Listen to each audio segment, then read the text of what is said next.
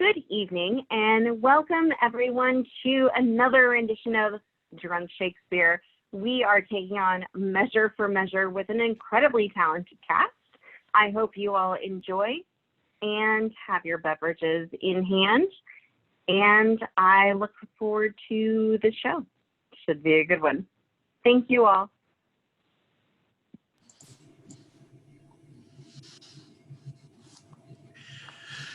ESCALUS. My lord. Of government the properties to unfold would seem in me to affect speech and discourse, since I am put to know that your own science exceeds in that the lists of all advice my strength can give you. Then no more remains but that to your sufficiency as your worth is able, and let them work. The nature of our people, our city's institutions, and the terms for common justice you're as pregnant in as art and practice hath enriched any that we remember. This is our commission.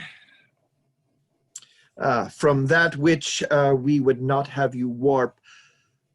Call hither, I say, bid us come before us, Angelo. What figure of us think you he will bear? For you must know, we have with special soul elected him our absence to supply, lent him our terror, dressed him with our love, and given his deputation all the organs of our own power. What think you of it? If any in Vienna be of worth to undergo such ample grace and honor, it is Lord Angelo. Oh, look where he comes. Always obedient to your grace's will, I come to know your pleasure.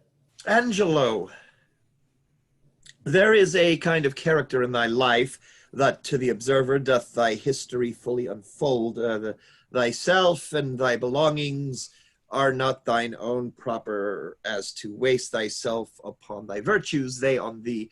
Heaven doth with us as we do torches do, not light them for themselves. For if our virtues did not go forth of us, 'twere all alike as if we had them not. Spirits are not finely touched, but to fine issues, nor nature never lends the smallest scruple of her excellence. But, like a thrifty goddess, she determines herself the glory of a creditor, both thanks and use. But I do bend my speech to one that can my part in him advertise. Hold, therefore, Angelo, in our remove, be thou at full ourself. Mortality and mercy in Vienna live in thy tongue and heart.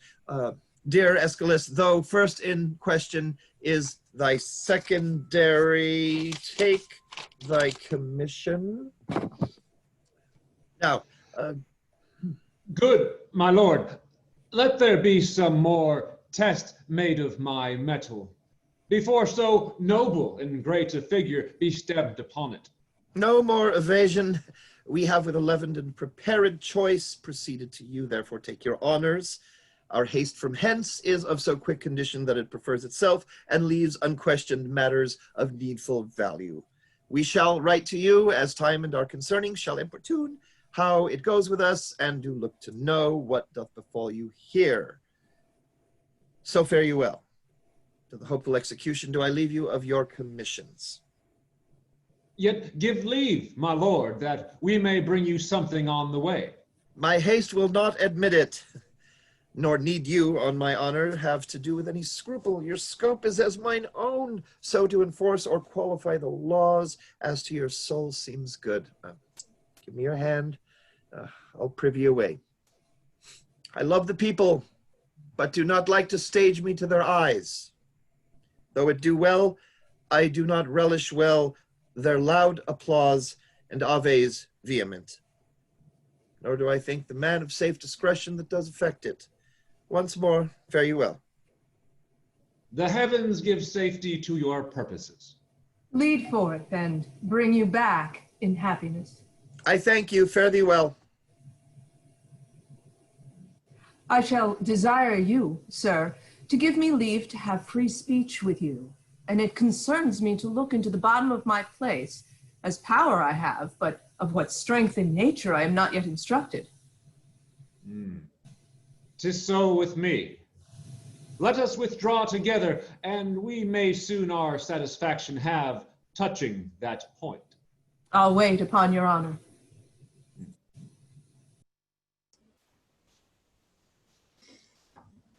If the Duke, with the other dukes, come not to composition with the King of Hungary, why then all the dukes fall upon the king. Heaven grant us its peace, but not the King of Hungary's. Amen. Thou concludest like the sanctimonious pirate that went to sea with the 10 commandments, but scraped one out of the table.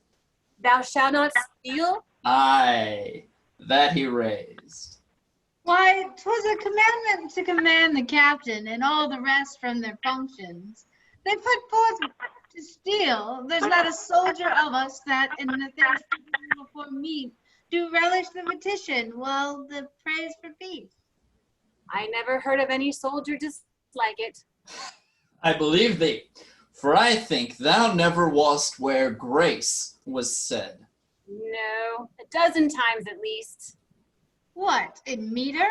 In any proportion or in any language. I think, or in any religion. Aye, why not? Grace is grace, despite of all controversy, as, for example, thou thyself art a wicked villain, despite of all grace. Well, there went but a pair of shears between us. I grant, as there may be between the lists and the velvet, thou art the list. And now the velvet, thou art good velvet, thou art 3-piled piece, I warrant thee.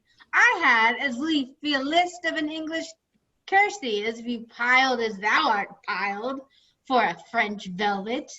Do I speak feelingly now? I think thou dost, and indeed, with the most painful feeling of thy speech, I will, out of thine own confession, learn to begin thy health, but, whilst I live, forget to drink after thee. I think I have done myself wrong, have I not? Yes, thou hast, whether thou art tainted or free. Behold, behold, where Madam Mitigation comes. I have purchased as many diseases under her roof as come to... To what, I pray? Judge. To $3,000 a year? Aye, and more. A French crown more. Thou art always figuring diseases in me, but thou art full of error. I am sound.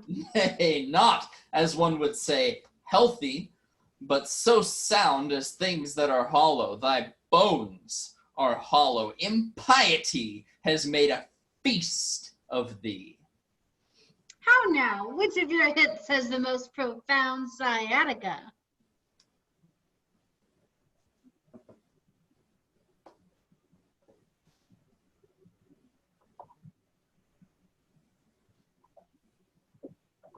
Go ahead. How now? Which of your hips has the most profound sciatica? Well, well, there's one yonder arrested and carried to prison was worth 5,000 of you all.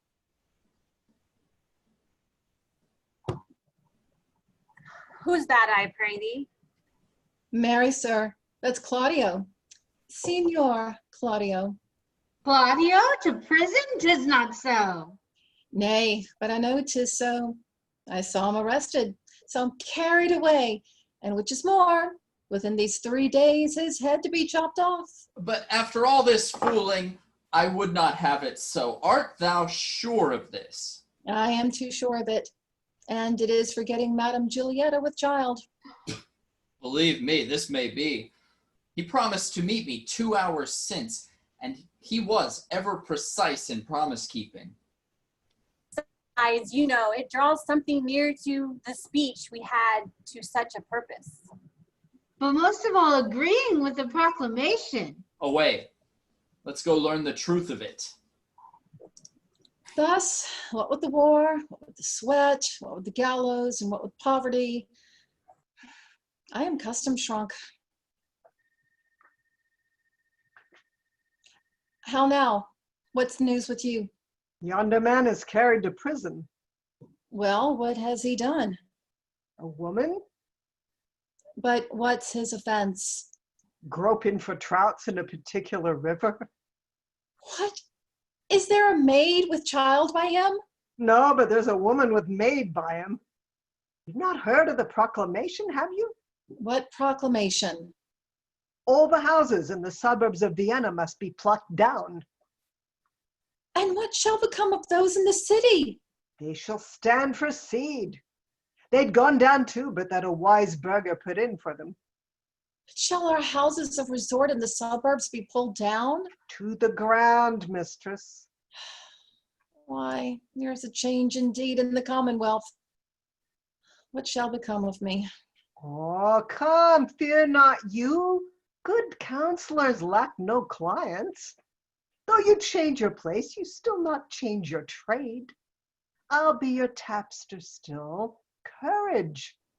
There will be pity taken on you. You that have worn your eyes out almost in the service, you will be considered. What's to do here, Thomas Tapster? Let's withdraw. Here comes Signor Claudio, led by the provost to prison, and there's Madame Juliet. Fellow, why dost thou show me thus to the world? Bear me to prison where I am committed. I do it not in evil disposition, but from Lord Angelo by special charge. Thus can the demigod authority make us pay down for our offense by weight the words of heaven. On whom it will, it will. On whom it will not, so, yet still 'tis just. Why, how now, Claudio? Whence comes this restraint? From too much liberty, my Lucio. Liberty. As surfeit is the father of much fast, so every scope by the immoderate use turns to restraint. Our natures do pursue, like rats that raven down their proper bane, a thirsty evil, and when we drink, we die. If I could speak so wisely under an arrest, I would send for certain of my creditors. And yet, to say the truth, I had as life had the foppery of freedom as the mortality of imprisonment. What's thy offense, Claudio? What but to speak of would offend again? What? Is murder? No. Lechery? Call it so. Away, sir, you must go. One word, good friend. Lucio, a word with you. 100, if they'll do you any good. Is lechery so looked after? Thus stands it with me. Upon a true contract, I got possession of Julieta's bed. You know the lady. She is fast my wife, save that we do the denunciation lack of outward order. This we came not to only for propagation of a dower, remaining in the coffer of her friends, from whom we thought it meet to hide our love till time had made them for us. But it chances the stealth of our most mutual entertainment, with character too gross, is writ on Juliet. With child, perhaps. Unhappily, even so. And the new deputy now for the Duke, whether it be the fault and glimpse of newness, or whether that the body public be a horse whereupon the governor doth ride, who newly in the seat, that it may know he can command, lets it straight feel the spur, whether the tyranny be in his place, or in his eminence that fills it up, I stagger in. But this new governor awakes me all the enrolled penalties, which have, like unscoured armor, hung by the wall so long that 19 zodiacs have gone round, and none of them have been worn. And for a name, now puts the drowsy and neglected act freshly on me. 'Tis surely for a name.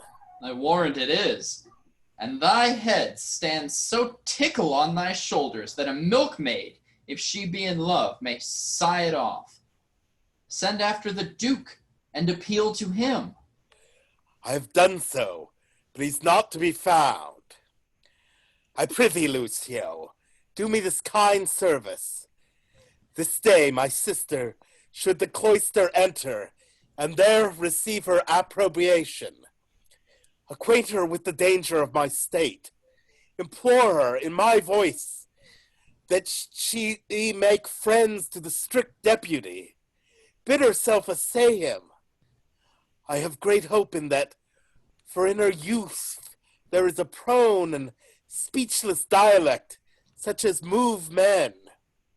Besides, she hath prosperous art when she will play with reason and discourse, and well she can persuade. I pray she may, as well for the encouragement of the like, which else would stand under grievous imposition, as for the enjoying of thy life, who I would be sorry should be thus foolishly lost at a game of tic-tac. I'll to her. I thank you, my friend Lucio. Within 2 hours. Come, officer, away.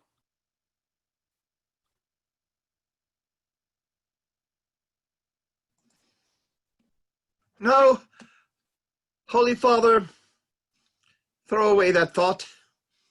Believe not that the dribbling dart of love can pierce a complete bosom. Why I desire thee to give me a secret harbor hath a purpose more grave and wrinkled than the alms and ends of burning youth.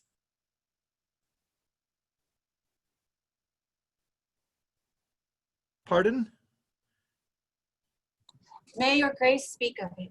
Oh, my holy sir, none better knows than you how I ever have loved the life removed, and held in idle prince and idle price to haunt assemblies where youth and cost witless bravery keeps. I have delivered to Lord Angelo, a man of stricture and firm abstinence, my absolute power and place here in Vienna. And he supposes me travel to Poland, for I strewed it in the common ear, and so it is received. Now, pious sir, you will demand of me why I do this. Gladly, my lord. We have strict statutes and most biting laws, the needful bits and curbs to headstrong weeds, for which for this 14 years we have let slip, even like an o'ergrown lion in a cave that goes not out to prey. Now, as fond fathers, having bound up the threatening twigs of birch only to stick it in their children's sight for terror not to use, in time the rod more mocked than feared, so are decrees. Dead to inflictions, to themselves are dead, and liberty plucks justice by the nose. The baby beats the nurse, and quite athwart grows and goes all decorum. It rested in your grace to unloosen this tied-up justice when you pleased, and in it you more dreadful would have seemed than in Lord Angelo. I do fear too dreadful. Sith 'twas my fault to give the people scope, 'twould be my tyranny to strike and gall them for what I bid them do, for we bid this be done, when evil deeds have their permissive pass, and not the punishment. Therefore, indeed, my father, I have on Angelo imposed the office, who may in the ambush of my name strike home, and yet my nature never in the fight to do in slander, and to behold his sway, I will, as 'twere a brother of your order, visit both prince and people. Therefore I prithee, yes, supply me with this habit, and instruct me how I may formally in person bear like a true friar. More reasons for this action at our more leisure shall I render you. Only this one, Lord Angelo is precise, stands at a guard with envy, scarce confesses that his blood flows, or that his appetite is more to bread than stone. Hence shall we see, if power change purpose, what our seamers be.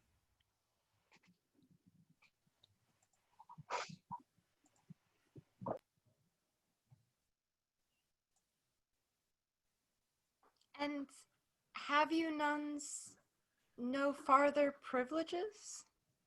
Are not these large enough? Yes, truly. I speak not as desiring more, but rather wishing a more strict restraint upon the sisterhood, the votaress of Saint Clare.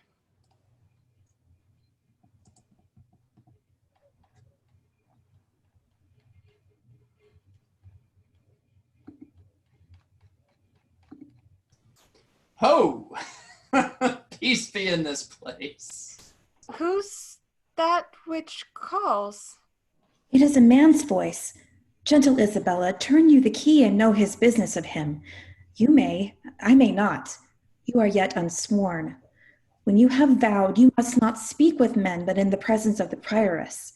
Then, if you speak, you must not show your face, or if you show your face, you must not speak. He calls again. I pray you answer him. Peace and prosperity. Who is't that calls? Hail, virgin, if you be, as those cheek roses proclaim you are, no less. Can you so stead me as bring me to the sight of Isabella, a novice of this place, and the fair sister to her unhappy brother Claudio? Why her unhappy brother? Let me ask, the rather for I now must make you know, I am that Isabel, and his sister. Gentle and fair, your brother kindly greets you, not to be weary with you. He's in prison. Oh, me, for what? For that which, if myself might be his judge, he should receive his punishment in thanks. He hath got his friend with child. Sir, make me not your story. 'Tis true, I would not, though 'tis my familiar sin with maids to seem the lapwing and to jest. Tongue far from heart, play with all virgins so. I hold you as a thing enskied and sainted, by your renouncement, an immortal spirit, and to be talked with in sincerity as with a saint. You do blaspheme the good in mocking me. Do not believe it. Fewness and truth, 'tis thus. Your brother and his lover have embraced, as those that feed grow full, as blossoming thyme that from the seedness the bare fallow brings to teeming foison, even so her plenteous womb expresseth his full tilth and husbandry. Someone with child by him. My cousin Juliet? Is she your cousin? Well, adoptedly, as schoolmates change their names by vain, though apt affection. She it is. Oh, let him marry her. This is the point. The Duke is very strangely gone from hence, bore many gentlemen, myself being one in hand, and hope of action. But we do learn, by those that know the very nerves of state, his givings out were of an infinite distance from his true meant design. Upon his place, and with full line of his authority, governs Lord Angelo, a man whose blood is very snow broth, one who never feels the wanton stings and motions of the sense, but doth rebate and blunt his natural edge with profits of the mind, study, and fast. He, to give fear to use and liberty, which have for long run by the hideous law as mice by lions, hath picked out an act under whose heavy sentence your brother's life falls into forfeit. He arrests him on it and follows close the rigor of the statute to make him an example. All hope is gone unless you have the grace by your fair prayer I wonder if they've announced. soften Angelo. And that's my pith of business twixt you and your poor brother. Doth he so seek his life? Has censured him already, and as I hear, the provost hath a warrant for his execution. Alas, what poor abilities in me to do him good. Assay the power you have. My power? Alas, I doubt. Our doubts are traitors, and makes us lose the good we oft might win by fearing to attempt. Go to Lord Angelo, and let him learn to know when maidens sue men give like gods, but when they weep and kneel all their petitions are as freely theirs as they themselves would owe them. Interesting. I'll see what I can do. But speedily. Okay. Sundays. I will about it straight. I'll resume.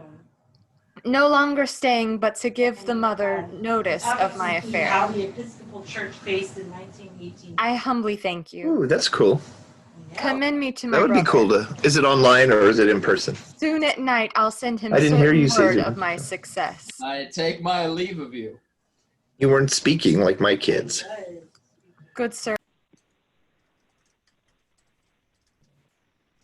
Wait, We must not make a scarecrow of the law, setting it up to fear the birds of prey, and let it keep one shape till custom make it their perch, and not their terror.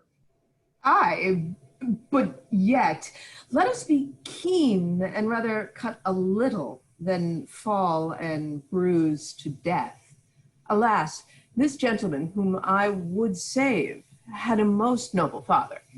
Let but your honor know, whom I believe to be the most straight in virtue, that in the working of your own affections had time cohered with place, or place with wishing, or that the resolute acting of your blood could have attained the effect of your own purpose, whether you had not some time in your life erred in this point, which now you censure him, and pulled the law upon you. 'Tis one thing to be tempted, ESCALUS, another thing to fall. I not deny the jury passing on the prisoner's life may in the sworn 12 have a thief or two guiltier than him they try. What's open made to justice that justice seizes? What knows the laws that thieves do pass on thieves? 'Tis very pregnant, the jewel that we find. We stoop and take it because we see it. But what we do not see, we tread upon and never think of it. You may not so extenuate his offense, for I have had such faults, but rather tell me, when I that censure him do so offend, let mine own judgment pattern out my death, and nothing come impartial. Sir, he must die. Be it as your wisdom will. Where is the provost? Here, if it like, your honor. See that Claudio be executed by 9 tomorrow morning. Bring him his confessor. Let him be prepared, for that's the utmost of his pilgrimage. Well, heaven forgive him and forgive us all. Some rise by sin, and some by virtue fall. Some run from breaks of ice and answer none, and some condemned for a fault alone.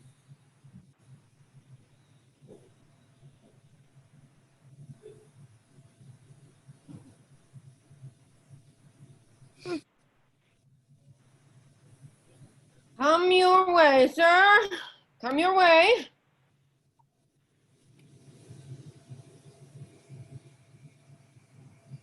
How now, sir? What's your name? And what's the matter? If it please your honor, I am the poor Duke's constable, and my name is Elbow.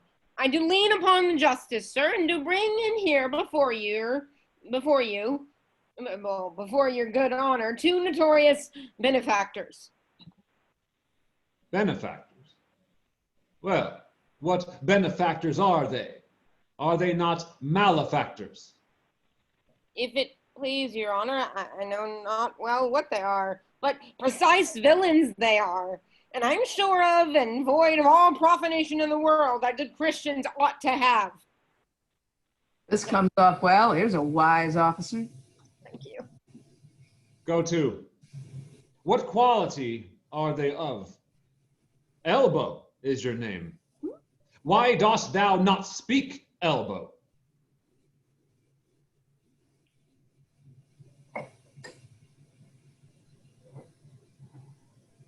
What are you, sir?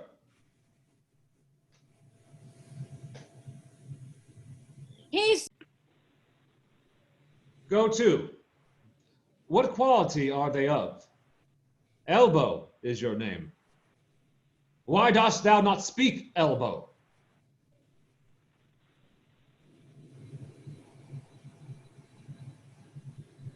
He cannot. He's out at elbow. What are you, sir? He, sir, a tapster, sir, parcel bod, one that serves a bad woman whose house, sir, was, as they say, plucked down in the suburbs, and now she professes a hothouse, which I think is a very ill house, too. How know you that? My wife, sir, whom I detest before heaven and your honor. Thy wife? I, sir, who I thank heaven is an honest woman. Dost thou detest her, therefore? I say, sir, I will detest myself also, as well as she, that this house, if it be not a bawd's house, it is a pity of her life, for it is a naughty house. How dost thou know that, constable? Marry, sir, by my wife, who, if she had been a woman cardinally given, might have been accursed in fornication, adultery, and all uncleanliness. By the woman's means? Aye, sir, by Mistress Overdone's means, but as she has spit in his face, so she defied him. Sir, if it please your honor, this is not so.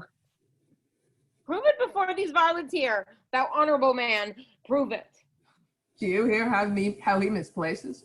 Sir, she came in great with child, and longing, saving your honor's reverence for stewed prunes. Sir, we had but two in the house, which at that very distant time stood, as it were, in a fruit dish, a dish of some 3d. Your honors have seen such dishes. They're not china dishes, but very good dishes. Go to, no matter for the dish. Oh, no. Indeed, sir, not of a pin. You are therein in the right. But to the point, as I say, this Mistress Elbow being, as I say, with child, and being great-bellied and longing, as I said, for prunes, and having but two in the dish, as I said, Master Froth here, this very person having eaten the rest, as I said, and as I say, paying for them very honestly. For as you know, Master Froth, I could not give you 3d again. No, indeed. Very well. You being then, if you remembered, cracking the stones of the aforesaid prunes. Aye, so indeed I did. Why, very well, I telling you then, if you be remembered, that such a one and such a one were past cured the thing you wot of, unless they kept very good diet, as I told you. All this is true. Why, very well then. You are a tedious fool. To the purpose. What was done to Elbow's wife that he hath cause to complain of? Come to me what was done to her. Sir, your honor cannot come to that yet. No, sir, nor I mean it not. Sir, but you shall come to it by your honor's leave. And I beseech you, look into Master Froth here, sir. A person of 80 pounds a year, whose father died at Hallowmas. Was not at Fowlmas, Master Froth? Oh, hallowed eve. Why, very well, I hope here be truths. She, sir, sitting as I say in a lower chair, sir, 'twas in the bunch of grapes, where indeed you have a delight to sit, have you not? I have so, because it is an open room and good for winter. Why, very well then, I hope here be truths. This will last out a night in Russia, when nights are longest there. I'll take my leave and leave you to the hearing of the cause, hoping you'll find good cause to whip them all. I think no less. Good morrow to your lordship. Now, sir, come on. What was done to Elbow's wife? Once more. Once, sir, there's nothing done to her once. I beseech you, sir, ask him what this man did to my wife. No, I beseech your honor, ask me. Well, sir, what did this gentleman to her? I beseech you, sir, look in this gentleman's face. Good Master Froth, look upon his honor. 'Tis for a good purpose. Doth your honor mark his face? Aye, sir, very well. Now, I beseech you, mark it well. Well, I do so. Does your honor see any harm in his face? Why, no. I'll be supposed upon a book, his face is the worst thing about him. Good then, if his face be the worst thing about him, how could Master Froth do the constable's wife any harm? I would know that of your honor. He's in the right, constable. What say you to that?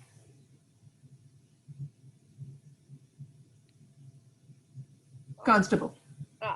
First, in it like you, the house is a respected house. Next, this is a respected fellow, and his mistress is a respected woman.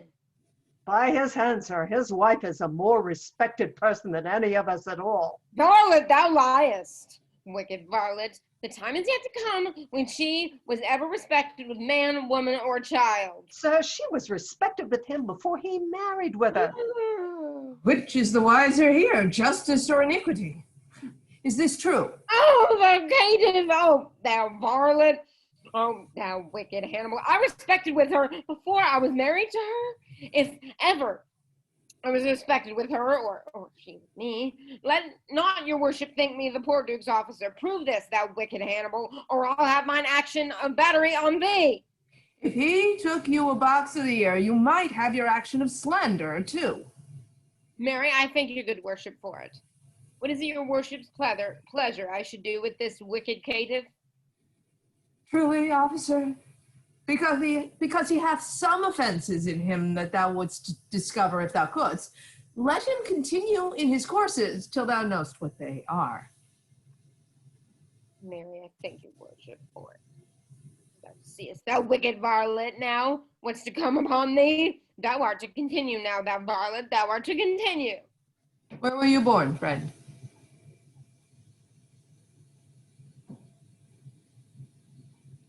Froth. Froth, where were you born?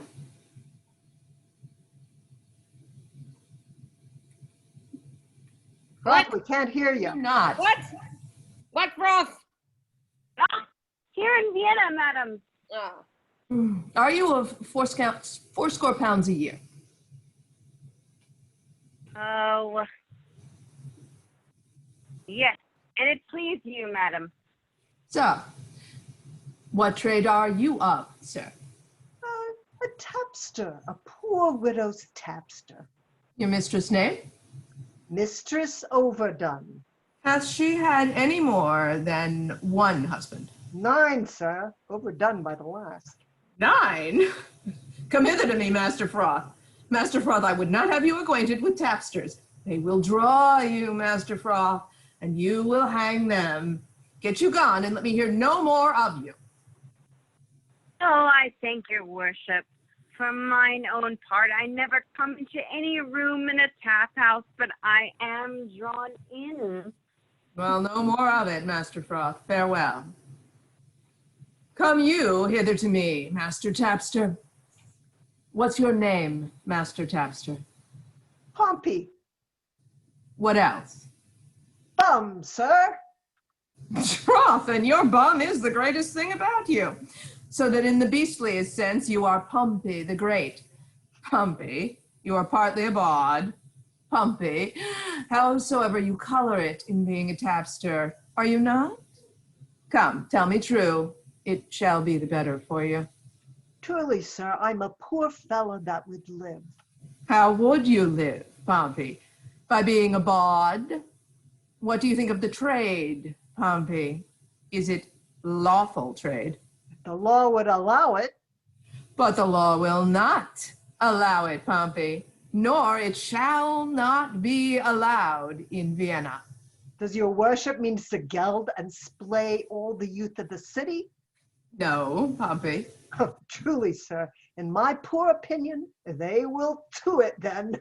If your worship will take orders for the drabs and the knaves, you need no fear from the bawds. There is pretty orders beginning, I can tell you. It is but heading and hanging. If you head and hang all that offend that way, but for tenure together, you'll be glad to give out a commission for more heads. I'll rent the fairest house in it after 3d. a bay. If you live to see this come to pass, say Pompey told you so. Thank you, good Pompey.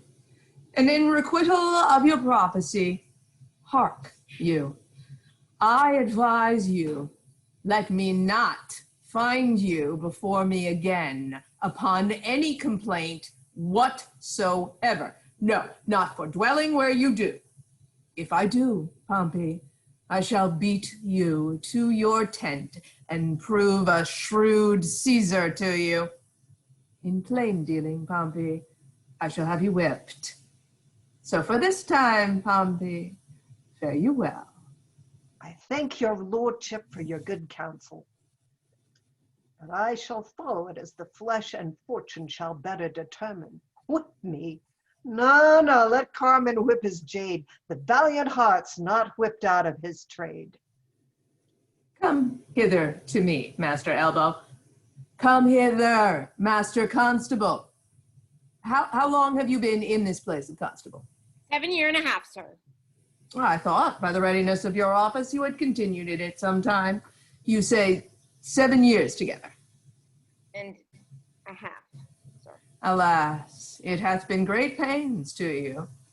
They do you wrong to put you so oft upon it. Are there not men in your ward sufficient to serve it? Faith, sir, few of any wit in such matters. As they are chosen, they are glad to choose me for them. I do it for some piece of money and go through with all.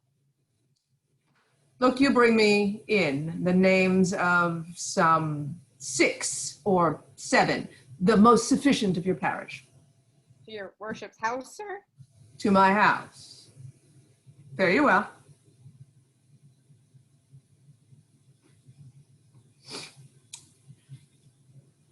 What o'clock, think you?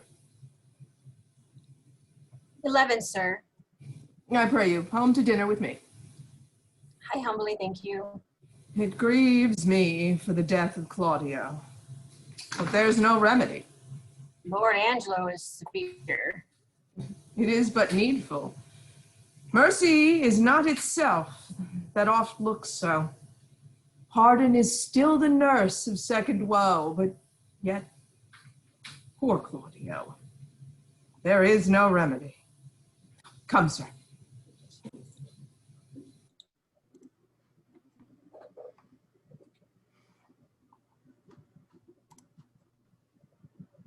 He's hearing of a cause. He will come straight. I will tell him of you. Pray you do. I'll know his pleasure. Maybe he will relent. Alas, he hath but as offended in a dream. All sects, all ages smack of this vice, and he to die for it. Now, what's the matter, Provost? Is it your will Claudio shall die tomorrow? Did not I tell thee yea? Hadst thou not order? Why dost thou ask again? Lest I might be too rash. Under your good correction, I have seen when, after execution, judgment hath repented over his doom.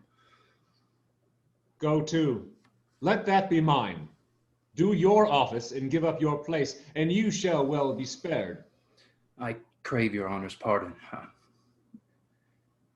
What shall be done, sir, with the groaning Juliet? She's very near her hour. Dispose of her to some fitter place, and that with speed.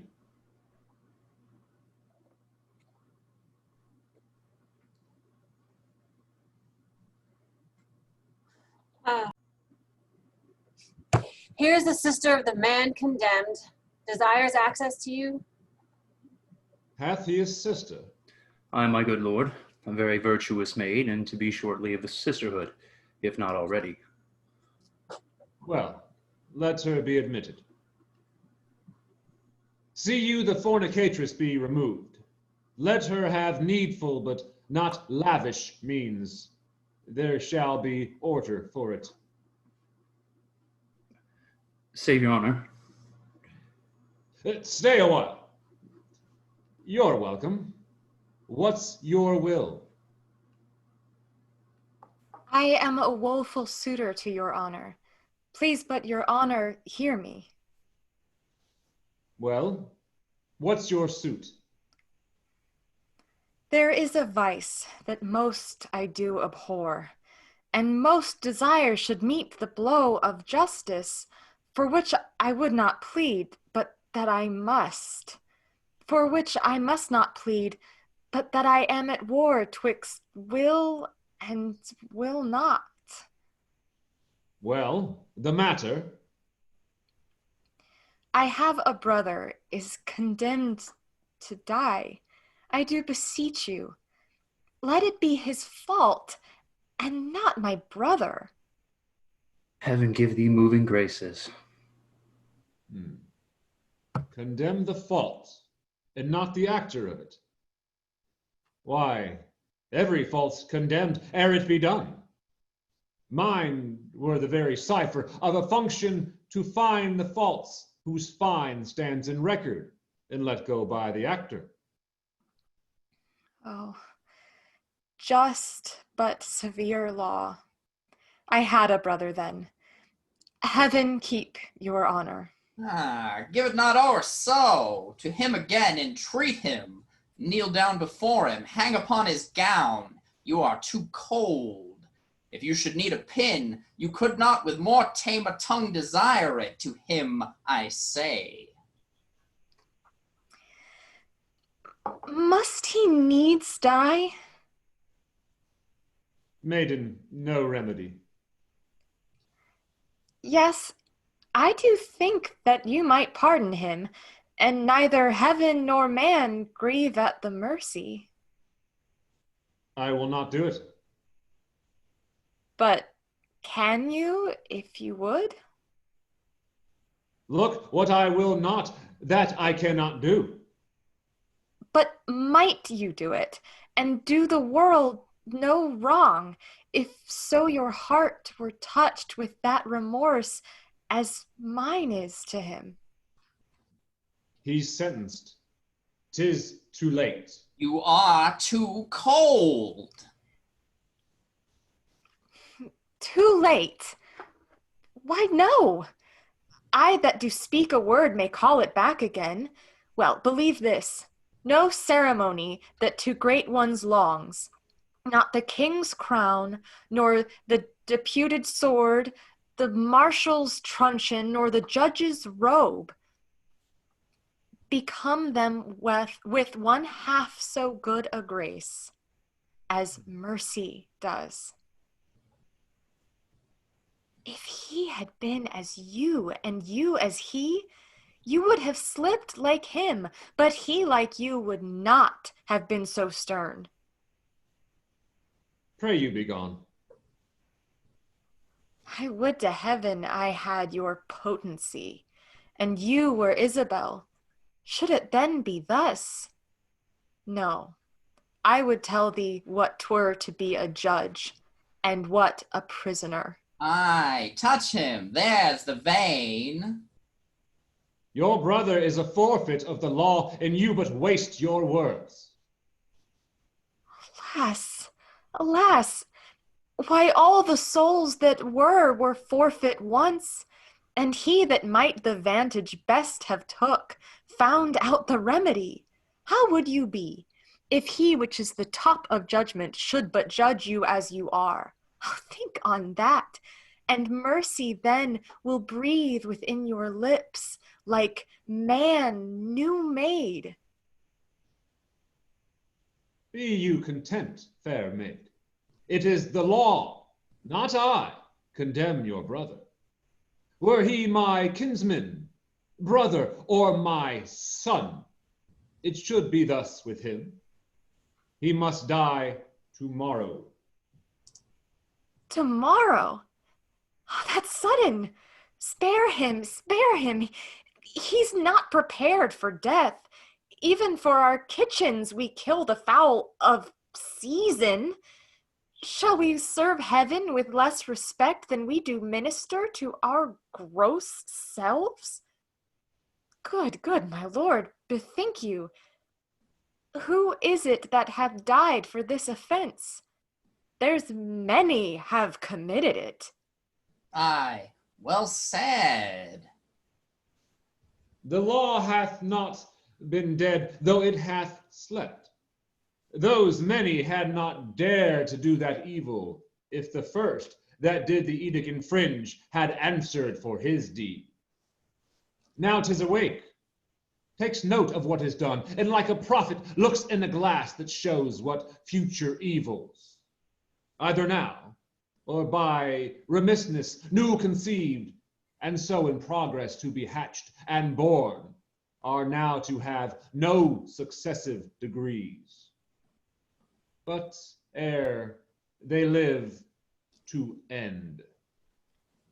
Yet show some pity. I show it most of all when I show justice, for then I pity those I do not know, which a dismissed offense would after call, and do him right that, answering one foul wrong, lives not to act another. Be satisfied. Your brother dies tomorrow. Be content. So you must be the first that gives this sentence, and he that suffers. It is excellent to have a giant's strength, but it is tyrannous to use it like a giant. That's well said. Could great men thunder as Jove himself does, Jove would never be quiet, for every pelting petty officer would use his heaven for thunder, nothing but thunder. Merciful heaven, thou rather with thy sharp and sulphurous bolt splits the unwedgeable and gnarled oak than the soft myrtle. But man, proud man, dressed in a little brief authority, most ignorant of what he's most assured, his glassy essence, like an angry ape, plays such fantastic tricks before high heaven as makes the angels weep, who with our spleens would all themselves laugh mortal. Oh, to him, wench! He will relent, he's coming, I perceive it. Pray heaven she win him. We cannot weigh our brother with ourself. Great men may jest with saints. 'Tis wit in them, but in the less, foul profanation. Thou'rt in the right, girl, more of that! That in the captain's but a choleric word, which in the soldier is flat blasphemy. Art avives to that? More on it! Why do you put these sayings upon me? because authority, though it err like others, hath yet a kind of medicine in itself, that skins the vice at the top. Go to your bosom, knock there, and ask your heart what it doth know that's like my brother's fault. If it confess a natural guiltiness such as is his, let it not sound a thought upon your tongue against my brother's life. She speaks, and 'tis such sense that my sense breathes with it. Fare you well. Gentle my lord, turn back. I will bethink me. Come again tomorrow. Hark how I'll bribe you. Good my lord, turn back. How? Bribe me. I, with such gifts that heaven shall share with you. You had marred all else.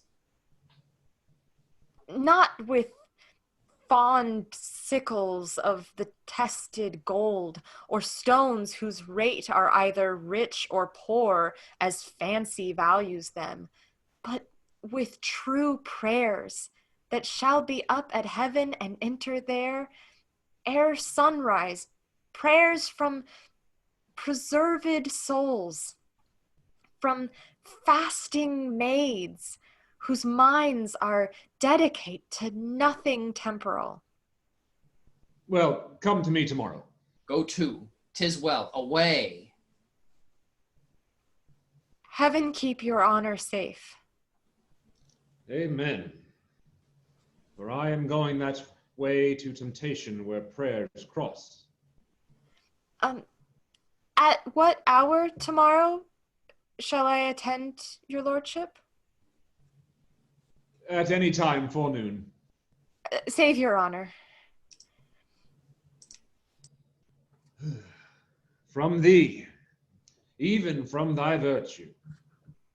What's this? What's this? Is this her fault or mine? The tempter or the tempted who sins most? Ha! Not she. Nor doth she tempt, but it is I, that, lying by the violet in the sun, do as the carrion does, not as the flower, corrupt with virtuous season. Can it be that modesty may more betray our sense than woman's lightness? Having waste ground enough, shall we desire to raise the sanctuary and pitch our evils there? Oh, fie, fie, fie. What dost thou, or what art thou, Angelo? Dost thou desire her foully for those things that make her good? Oh, let her brother live. Thieves for their robbery have authority when judges steal themselves. What, do I love her that I desire to hear her speak again and feast upon her eyes? What is it I dream on? Oh, cunning enemy, that to catch a saint with saints dost bait thy hook. Most dangerous is that temptation that doth goad us on to sin in loving virtue. Never could the strumpet, with all her double vigor, art, and nature, once stir my temper, but this virtuous maid subdues me quite. Ever till now, when men were fond, I smiled and wondered how.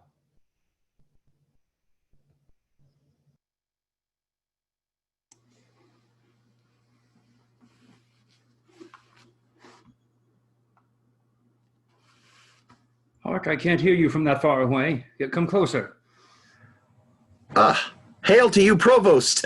So I think you are. I am the Provost. What's your will, good friar? Bound by my charity and my blessed order, I come here to visit the afflicted spirits here in the prison.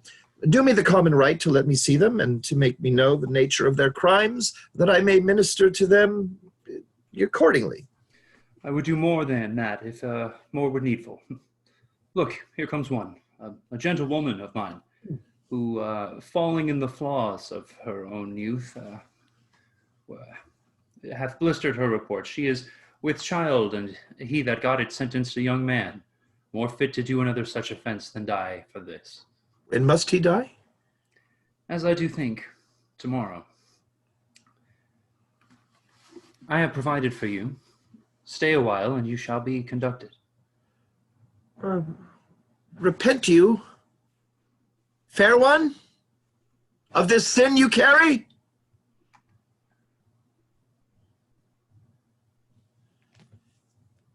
Yes, you, fair one, come closer.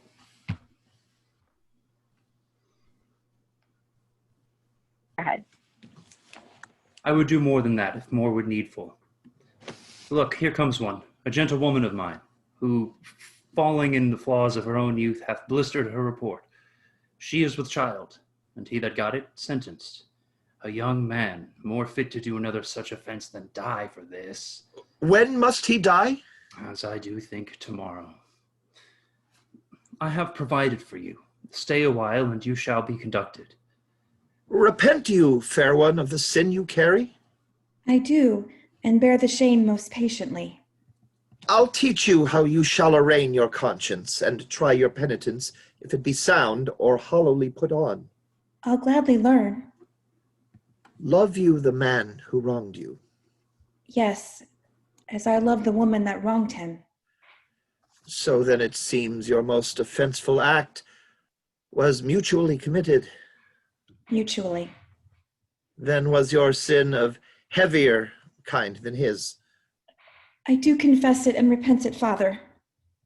'Tis meet so, daughter, but lest you do repent, as that the sin hath brought you to this shame, which sorrow is always toward heaven, towards ourselves, that is not heaven, showing we would not spare heaven as we love it, but as we stand in fear. You do repent me as it is an evil, and take the shame with joy. There rest your partner, as I hear must die tomorrow, and I am going with instruction to him. Grace go with you, benedicite. Must I tomorrow? Oh, injurious love that respites me a life, whose very comfort is still a dying horror. 'Tis pity of him.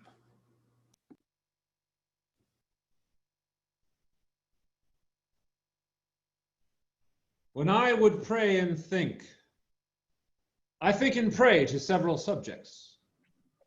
Heaven hath my empty words, whilst my invention, hearing not my tongue, anchors on Isabel. God in my mouth, as if I did but only chew his name, and in my heart the strong and swelling evil of my conception. The state whereon I studied is like a good thing being often read, grown sere and tedious. Yea, my gravity, wherein let no man hear me, I take pride. Could I with boot change for an idle plume, which the air beats for vain?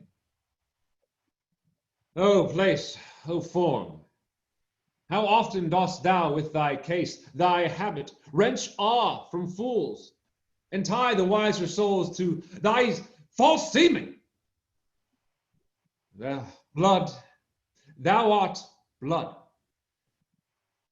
Let's write good angel on the devil's horn. 'Tis not the devil's crest. How now? Who's there? One Isabel, a sister, desires access to you. Teach her the way. Oh, heavens! Why does my blood thus muster to my heart? Making both it unable for itself and dispossessing all my other parts of necessary fitness. So play the foolish throngs with one that swoons. Come all to help him, and so stop the air by which he should revive. And even so the general subject to a well-wished king quit their own part, and in obsequious fondness crowd to his presence, where their untaught love must needs appear offense. How now, fair maid? I am come to know your pleasure. That you might know it would much better please me than to demand what 'tis. Your brother cannot live. Even so, heaven keep your honor. Yet may he live a while, and it may be as long as you or I. Yet he must die. Under your sentence? Yea. When, I beseech you, that in his reprieve, longer or shorter, he may be so fitted that his soul sicken not. Ha! Fie, these filthy vices! It were as good to pardon him that hath from nature stolen a man already made, as to remit their saucy sweetness that do coin God's image in stamps that are forbid. 'Tis all as easy, falsely, to take away a life true made, as to put metal in restrained means to make a false one. 'Tis set down so in heaven, but not in earth. Say you so? Then I shall pose you quickly. Which had you rather? That the most just law now took your brother's life, or to redeem him, give up your body to such sweet uncleanness as she that he hath stained? Sir, I believe this. I had rather give my body than my soul. I talk not of your soul. Our compelled sins stand more for number than for account. How say you? Nay, I'll not warrant that, for I can speak against the thing I say. Answer to this. I, now the voice of the recorded law, pronounce a sentence on your brother's life. Might there not be a charity in sin to save this brother's life? Please you to do it. I'll take it as a peril to my soul. It is no sin at all, but charity. Please you to do it, at peril of your soul, were equal poise of sin and charity. That I do beg his life, if it be sin, heaven let me bear it. You granting of my suit, if that be sin, I'll make it my morn prayer to have it added to the faults of mine, and nothing of your answer. Nay, but hear me. Your sense pursues not mine. Either you are ignorant, or seem so crafty, and that's not good. Let me be ignorant in nothing, and in nothing good, but graciously to know I am no better. Thus wisdom wishes to appear most bright when it doth tax itself, as these black masks proclaim an enshielded beauty 10 times louder than beauty could display. But mark me, to be received plain, I'll speak more gross. Your brother is to die. So.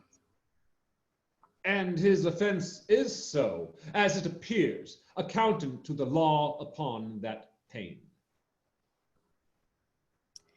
True. Admit no other way to save his life, as I subscribe not that, nor any other, but in the loss of question that you, his sister, finding yourself desired of such a person whose credit with the judge or own great place could fetch your brother from the manacles of the all-binding law, and that there were no earthly means to save him, but that either you must lay down the treasures of your body to this supposed, or else to let him suffer, what would you do? As much for my poor brother as myself. That is, were I under the terms of death, the impression of keen whips I bear as rubies, and strip myself to death as to a bed. That longing have been sick for, ere I'd yield my body up to shame. Then must your brother die. And 'twere the cheaper way. Better it were a brother died at once, than that a sister, by redeeming him, should die forever. Were not you then as cruel as the sentence that you have slandered so? Ignominy in ransom and free pardon are of two houses. Lawful mercy is nothing kin to foul redemption. You seemed of late to make the law a tyrant, and rather proved the sliding of your brother a merriment than a vice. Oh, pardon me, my lord. It oft falls out, to have what we would have, we speak not what we mean. I something do excuse the thing I hate, for his advantage that I dearly love. We are all frail. Else let my brother die. If not a federe, but only he owe and succeed thy weakness. Nay, women are frail too. Aye, as the glasses where they view themselves, which are as easy broke as they make forms. Women, help heaven, men their creation mar in profiting by them. Nay, call us 10 times frail, for we are soft as complexions are, and credulous to false prints. I think it well, and from this testimony of your own sex, since I suppose we are made to be no stronger than faults may shake our frames, let me be bold. I do arrest your words.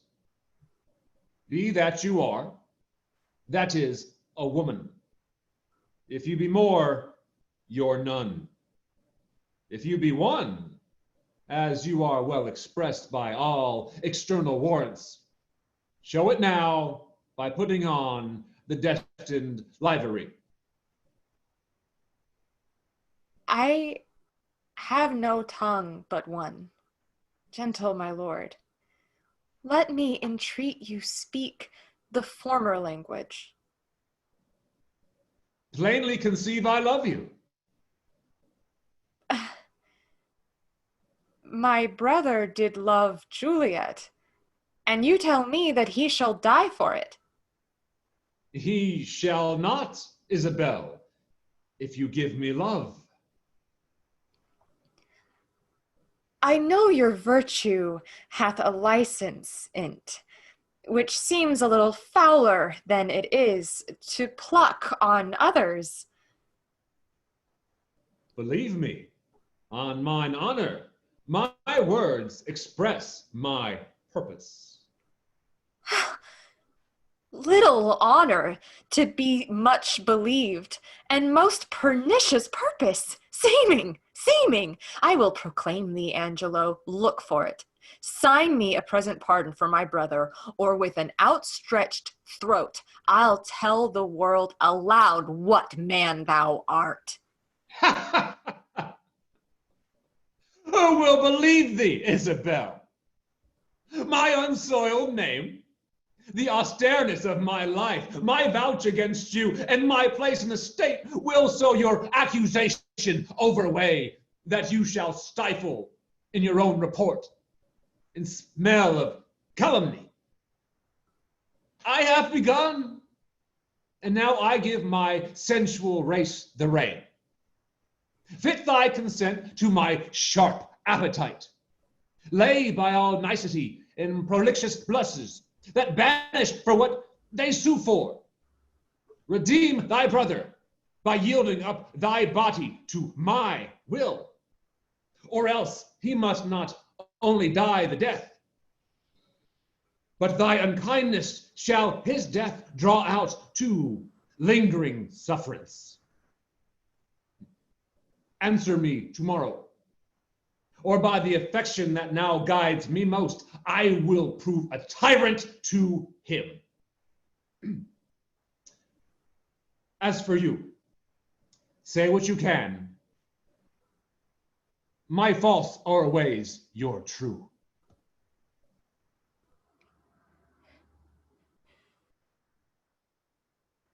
To whom should I complain? Did I tell this, who would believe me? Oh, perilous mouths that bear in them one and the self-same tongue, either of condemnation or a proof, bidding the law make curtsy to their will, hooking both right and wrong to the appetite, to follow as it draws. To my brother, though he hath fallen by prompture of the blood, yet hath he in him such a mind of honor that had he 20 heads to tender down on 20 bloody blocks, he'd yield them up before his sister should her body stoop to such abhorred pollution. Then, Isabel, live chaste, and brother die. More than our brother is our chastity. I'll tell him yet of Angelo's request, and fit his mind to death for his soul's rest.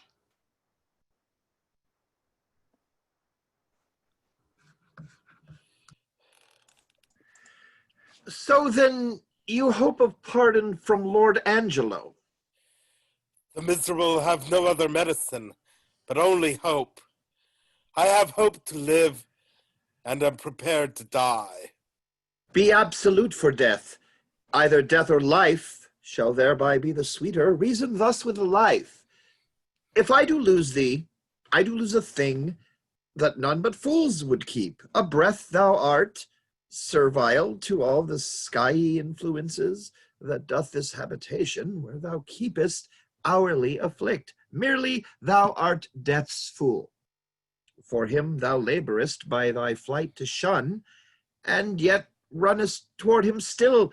Thou art not noble, for all the accommodations that thou bearest are nursed by baseness. Thou art by no means valiant, for thou dost fear the soft and tender fork of a poor worm. The best of rest is sleep, and that thou oft provokest, yet grossly fearest thy death, which is no more. Thou art not thyself, for thou exists on many 1,000 grains that issue out of dust. Happy thou art not, for what thou hast not, still thou strivest to get, and what thou hast, forgettest. Thou art not certain, for thy complexion shifts from strange effects after the moon. If thou art rich, thou art poor, for like an ass whose back with ingots bows, thou bearest thy heavy riches but a journey, and death unloads thee. Friend hast thou none, for thine own bowels, which do call thee sire, the mere effusion of thy proper loins, do curse the gout, serpigo, and the rheum for ending thee no sooner.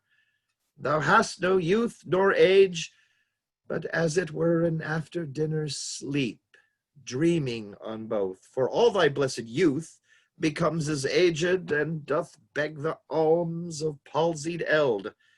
And when thou art old and rich, thou hast neither heat, affection, limb, nor beauty to make thy riches pleasant. What's yet in this that bears the name of life? Yet in this life lie hid more thousand deaths, yet death we fear. That makes these odds all even. I humbly thank you. To sue to live, I find I seek to die, and seeking death, find life. Let it come on.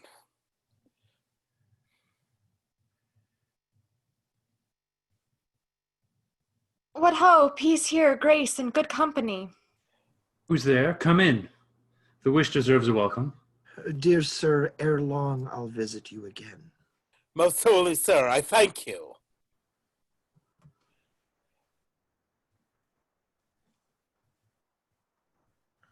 My business is a word or two with Claudio. And very welcome. Look, senor, here's your sister. Provost, a word with you. As many as you please. But bring me to hear them speak, where I may be concealed. Now, sister, what's the comfort? Why, as all comforts are, most good indeed. Lord Angelo, having affairs to heaven, intends you for his swift ambassador, where you shall be an everlasting leisure. Therefore your best appointment make with speed. Tomorrow you set on. Is there no remedy? None, but such remedy as to save a head, to cleave a heart in twain. But is there any? Yes, brother, you may live. There is a devilish mercy in the judge. If you'll implore it, that will free your life, but fetter you till death. Perpetual durance? Aye, just perpetual durance, a restraint, though all the world's fastidity you had, to a determined scope. But in what nature? In such a one as you consenting to it would bark your honor from that trunk you bear, and leave you naked. Let me know the point. I do fear thee, Claudio, and I quake lest thou a feverous life shouldst entertain, and 6 or 7 winters more respect than a perpetual honor. Darest thou die? The sense of death is most in apprehension, and the poor beetle that we tread upon in corporal sufferance finds a pang as great as when a giant dies. Why give you me this shame? Think you I can a resolution fetch from flowery tenderness? If I must die, I will encounter darkness as a bride, and hung it in my arms. There spake my brother. There's my father's grave did utter forth a voice. Yes, thou must die. Thou art too noble to conserve a life in base appliances. This outward sainted deputy, whose settled visage and deliberate word nips youth i' the head, and follies doth inew as falcon doth the fowl, is yet a devil. His filth within being cast, he would appear a pond as deep as hell. The Prinzi Angelo? Oh, 'tis the cunning livery of hell, the damnedest body to invest and cover in prinzy guards. Dost thou think, Claudio, if I would yield him my virginity, thou mightst be freed? Oh, heavens! It cannot be! Yes, he would give it thee from this rank offense, so to offend him still. This night's the time that I should do what I abhor to name, or else thou diest tomorrow. Thou shalt not do it! Oh, were it but my life, I'd throw it down for your deliverance as frankly as a pin. Thanks, dear Isabel. Be ready, Claudio, for your death tomorrow. Yes.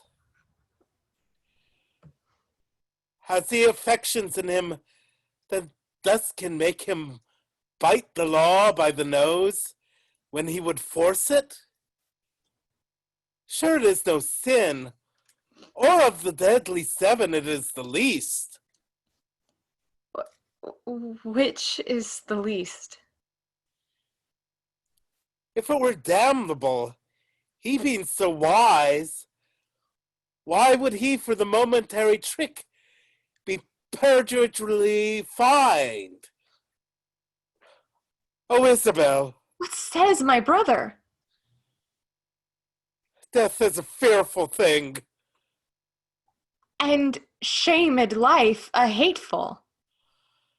Aye, but to die and go we know not where, to lie in cold obstruction and to rot, this sensible warm motion to become a kneaded clod, and the delighted spirit to bathe in fiery floods, or to reside in thrilling region of thick-ribbed ice, to be imprisoned in the viewless winds and blown with restless violence round about the pendant world, or to be worse than worst of those that lawless and uncertain thought imagine howling.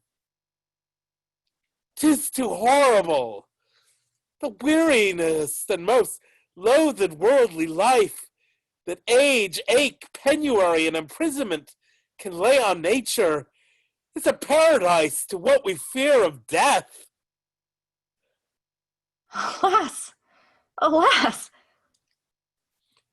Sweet sister, let me live. What sin you do to save a brother's life? Nature dispenses with the deed so far that it becomes a virtue. You beast! Thou faithless coward! Dishonest wretch! Wilt thou be made a man out of my vice? Is not a kind of incest to take life from thine own sister's shame? What should I think? Heaven shield my mother played my father fair, for such a warped slip of wilderness ne'er issued from his blood. Take my defiance, die, perish. Might but my bending down reprieve thee from thy fate, it should proceed. I'll pray 1,000 prayers for thy death, no word to save thee. Oh, hear me, Isabel. Ugh. Dear Fie, sister. fie, fie! Thy sin's not accidental, but a trade. Mercy to thee would prove itself a bawd. 'Tis best that thou diest quickly. Oh, hear me, Isabella. Vouchsafe a word, young sister, but one word. What is your will? Might you dispense with your leisure? I would by and by have some speech with you. The satisfaction I would require is likewise your own benefit. I have no superfluous leisure. My stay must be stolen out of other affairs, but I will attend you a while. Son, I have overheard what hath passed between you and your sister. Angelo had never the purpose to corrupt her, only he hath made an essay of her virtue to practice his judgment with the disposition of natures. She, having the truth of honor in her, hath made him that gracious denial which he is most glad to receive. I am confessor to Angelo, and I know this to be true. Therefore, prepare yourself to death.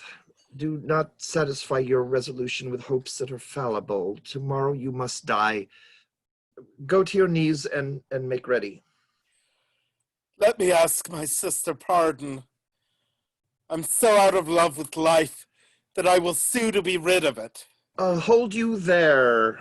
Farewell. Provost, word with you. What's your will, Father? That now you are come, you will be gone. Leave me a while with the maid. My mind promises with my habit no loss shall touch her by my company. In your time. The hand that hath made you fair hath made you good. The goodness that is cheap in beauty makes beauty brief in goodness.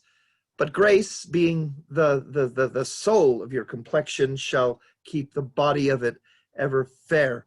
The assault that Angelo hath made to you, fortune hath conveyed to my understanding, and but that frailty hath examples for his falling. I should wonder at Angelo.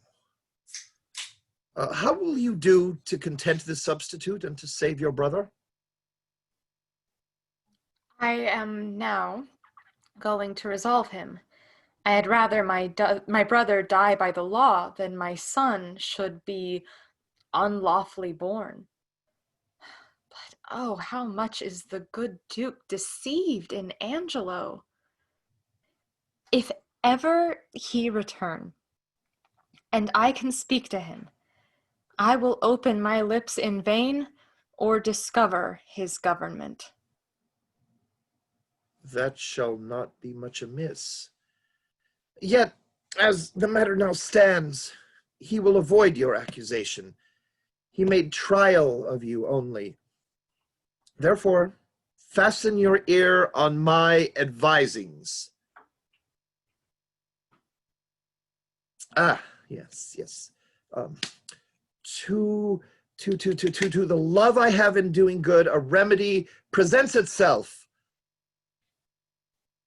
I do make myself receive and believe that you may most uprighteously do a poor wronged lady a merited benefit, redeem your brother from the angry law, do no stain to your own gracious person, and much please the absent Duke, if peradventure he shall ever return to have hearing of this business. Let me hear you speak of further. I have spirit to do anything that appears not foul in the truth of my spirit. Virtue is bold, and goodness never fearful. Have you not heard speak of MARIANA, the sister of Frederick, the great soldier who miscarried at sea? I have heard of the lady, and good words went with her name.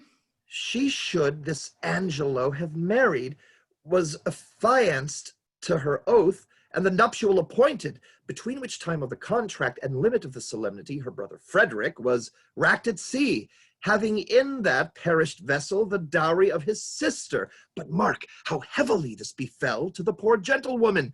There she lost a noble and renowned brother in his love toward her, ever most kind and natural, with him the portion and sinew of her fortune, her marriage dowry with both her combined husband, this well-seeming Angelo.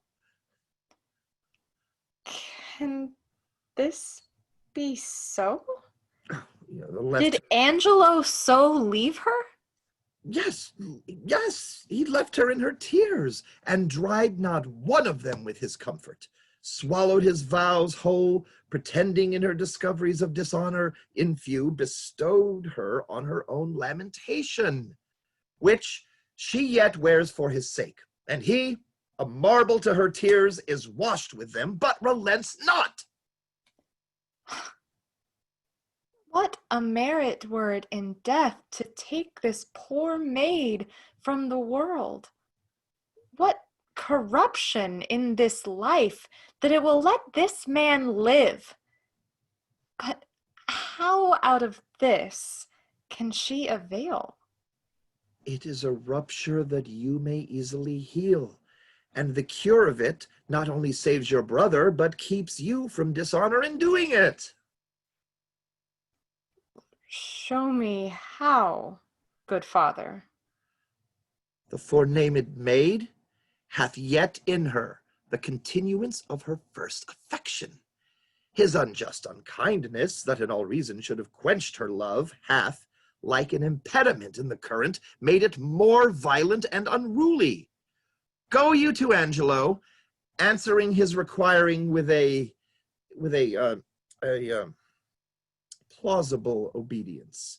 Agree with his demands to the point. Only refer yourself to this advantage. First, that your stay with him may not be long. The time may have all shadow and silence in it, and the place answer to convenience. This being granted in course, and now follows all, we shall advise this wronged maid to stead up your appointment. Go in your place. If the encounter acknowledge itself hereafter, it may compel him to her recompense. And hereby this is your brother saved, your honor untainted, the poor Mariana advantaged, and the corrupt deputy scaled. The maid I will frame and make fit for this attempt. If you think well to carry this as you may, the doubleness of the benefit defends the deceit from reproof. What think you of it? The image of it gives me content already, and I trust it will grow to a most prosperous perfection. It lies much in your holding up. Haste you speedily to Angelo. If for this night he entreat you to his bed, give him promise of satisfaction. I will presently to St. Luke's. There at the moated grange resides this dejected Mariana. At that place call upon me and dispatch with Angelo that it may be quickly. I thank you for this comfort. Fare you well, good father.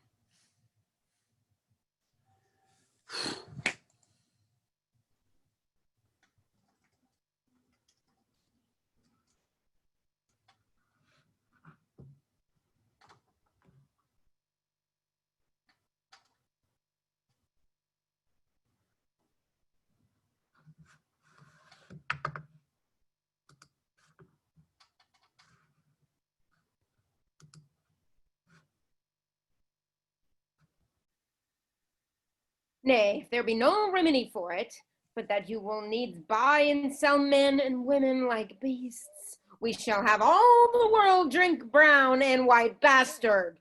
Oh, heavens, what stuff is here? 'Twas never merry world since of 2 usuries the merriest was put down, and the worser allowed by order of law a furred gown to keep him warm, and furred with fox and lambskins too, to signify that craft, being richer than innocency, stands for the facing. Come your way, sir, and bless you, good father Friar.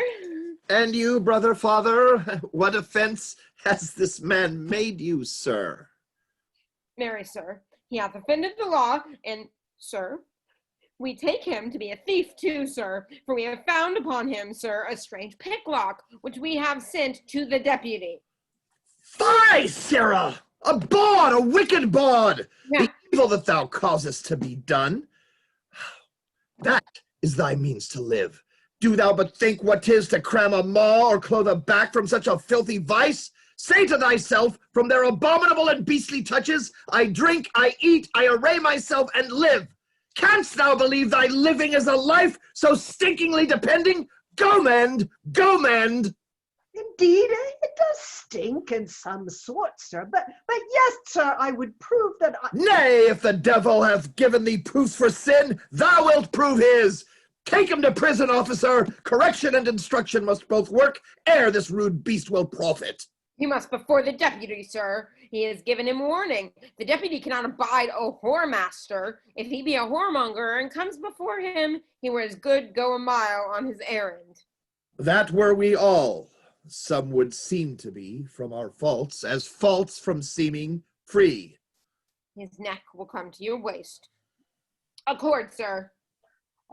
I spy comfort, I spy bail. Is a gentleman and a friend of mine.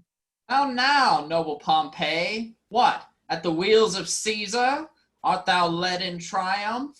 What, is there none of Pygmalion's images, newly made woman, to be had now, for putting the hand in the pocket and extracting it clutched?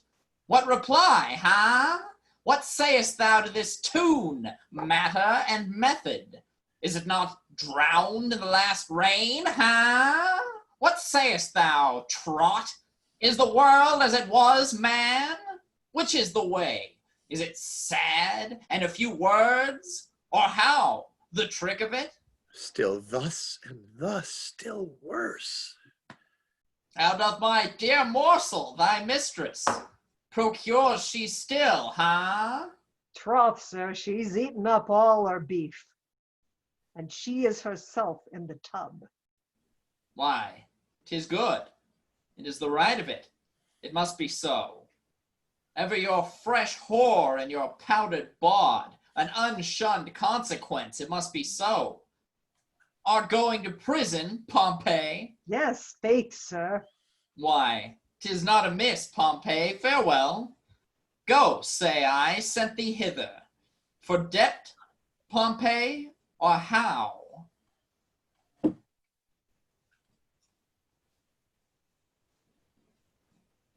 For being a bawd. For being a bawd. Well then, imprison him. If imprisonment be the due of a bawd, why, 'tis his right. Bawd is he, doubtless, and of antiquity too. Bawd born. Farewell, good Pompey.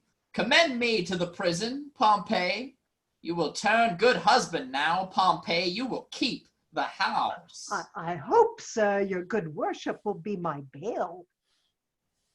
No, indeed will I not, Pompey. It is not the wear. I will pray, Pompey, to increase your bondage. If you take it not patiently, why, your metal is the more. Adieu, trusty Pompey. Bless you, Friar. And you? Does Bridget paint still, Pompey, huh? Come your way, sir, come. You will not bail me then? You will not bail me then, sir? Sorry. Then Pompey nor now. What news abroad, Friar? What news? Come your way, sir, come. Go to kennel, Pompey, go. What news, Friar, of the Duke? I know none. Can you tell me of any? Some say he is with the Emperor of Russia. Others some he is in Rome. But where is he, think you? I know not where, but wheresoever I wish him well. It was a mad, fantastical trick of him to steal from the state and usurp the beggary he was never born to. Lord Angelo dukes it well in his absence. He puts transgression to it. He does well in it. A little more lenity to lechery would do no harm in him. Something too crabbed that way, Friar. It is too general a vice, and severity must cure it. Yes, in good sooth, the vice is of a great kindred. It is well allied, but it is impossible to extirp it quite, Friar, till eating and drinking be put down. They say this Angelo was not made by man and woman after this downright way of creation. Is it true, think you? How should he be made, then? Some report a sea maid spawned him. Some that he was begot between two stock fishes. But it is certain that when he makes water, his urine is congealed ice. That I know to be true. And he is a motion generative. That's infallible. You are pleasant, sir, and speak apace. Why, what a ruthless thing is this in him, for the rebellion of a codpiece to take away the life of a man. Would the Duke that is absent have done this? Ere he would have hanged a man for the getting 100 bastards, he would have paid for the nursing 1,000. He had some feeling of the sport, he knew the service, and that instructed him to mercy. I never heard the absent Duke much detected for women. He was not inclined that way. Oh, sir, you are deceived. 'Tis not possible. Who? Not the Duke? Yes, you're a beggar of 50, and his use was to put a ducat in her clack dish. The Duke had crotchets in him. He would be drunk too. That let me inform you. You do him wrong, surely. Sir, I was an inward of his. A shy fellow was the Duke, and I believe I know the cause of his withdrawing. What, I prithee, might be the cause? No, pardon. 'Tis a secret, must be locked within the teeth and the lips, But this, I can let you understand. The greater file of the subject held the Duke to be wise. Wise? Why, no question but he was. A very superficial, ignorant, unweighing fellow.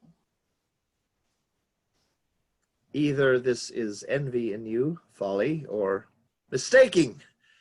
The very stream of his life and the business he hath helmed must, upon a warranted need, give him a better proclamation. Let him be but testimonied in his own bringings forth, and he shall appear to the envious a scholar, a statesman, and a soldier. Therefore you speak unskillfully. Or if your knowledge be more, it is much darkened in your malice. Sir, I know him, and I love him. Love talks with better knowledge, and knowledge with dearer love. Come, sir, I know what I know. I can hardly believe that, since you know not what you speak.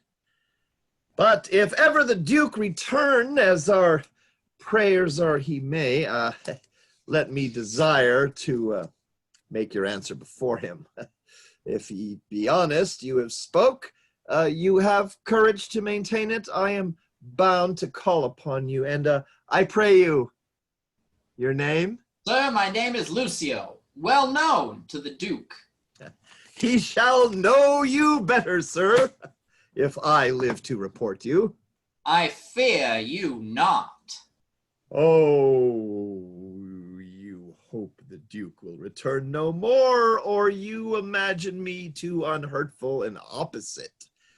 But indeed I can do you little harm. You'll forswear this again? I'll be hanged first. Thou art deceived in me, Friar, but no more of this. Canst thou tell if Claudio die tomorrow or no? Why should he die, sir? Why? For filling a bottle with a tundish. I would the Duke we talk of were returned again. This ungenitored agent will unpeople the province with continency. Sparrows must not build in his house eaves, because they are lecherous. The Duke yet would have dark deeds darkly answered. He would never bring them to light would he were returned. Marry, this Claudio is condemned for untrussing.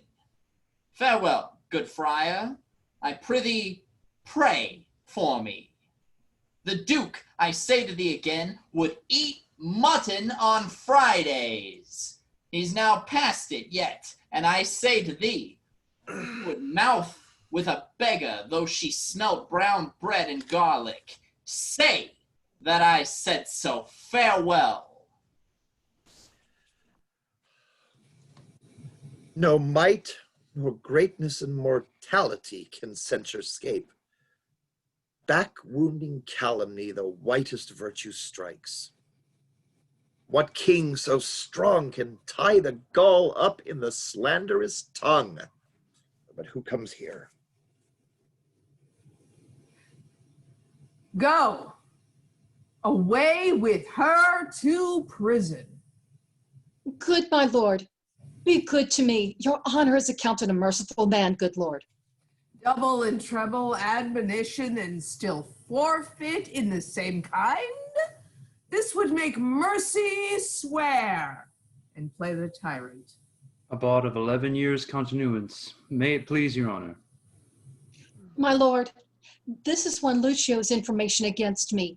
Mistress Kate Keepdown was with child by him in the Duke's time. He promised her marriage. His child is 1.25 years old, come Philip and Jacob. I have kept it myself, and see how he goes about to abuse me. That fellow is a fellow of much license. Let him be called before us. Away with her to prison. Go to no more words. Provost, my brother Angelo will not be altered. Claudio must die tomorrow. Let him be furnished with divines and have all charitable preparation. If my brother wrought by my pity, it should not be so with him. So please you, this friar hath been with him, and advised him for the entertainment of death. Good Eden, my father. Oh, good. Bliss and goodness go with you. Whence are you? Not of this country, though my chance is now to use it for my time. I am a brother of gracious order, late come from the sea in special business from his holiness. What news abroad in the world? None, but that there is so great a fever on goodness that the disillusion of it must cure it. Novelty is only in request, and it is as dangerous to be aged in any kind of course as it is virtuous to be constant in any undertaking. There is scarce truth enough alive to make society secure, but security enough to make fellowships accursed. Much upon this riddle runs the wisdom of the world. This news is old enough, yet it is every day's news. I pray you, sir, of what disposition was the Duke? One that, above all other strifes, contended especially to know himself. What pleasure was he given to? Rather rejoicing to see another marry than marry at anything which professed to make him rejoice. A gentleman of all temperance, but leave we him to his events. With a prayer they may prove prosperous, and let me desire to know how you find Claudio prepared. I am made to understand that you have lent him visitation. He professes to have received no sinister measure from the judge, but most willingly humbles himself to the determination of justice. Yet had he framed to himself, by the instruction of his frailty, many deceiving promises of life, which I, by my good leisure, have discredited to him, and now he is resolved to die. You have paid the heavens your function, and the prisoner the very debt of your calling. I have labored for the poor gentleman to the extremest shore of my modesty. But my brother Justice have I found so severe that he hath forced me to tell him he is indeed justice. If his own life answer the straightness of his proceeding, it shall become him well, wherein if he chance to fail, he hath sentenced himself. I am going to the prisoner. Fare you well. Peace be with you. He who the sword of heaven will bear should be as holy as severe, pattern in himself to know, grace to stand and virtue go, more or less to others paying than by self-offences weighing. Shame to him whose cruel striking kills for faults of his own liking. Twice treble shame on Angelo, to weed my vice and let his grow. Oh, what may man within him hide, though angel on the outward side? How may likeness make in crimes, making practice on the times, to draw with idle spider's strings most ponderous and substantial things? Craft against vice I must apply. With Angelo tonight shall lie his old betrothed, but despised. So disguise shall, by the disguised, pay with falsehood false exacting, and perform an old contracting.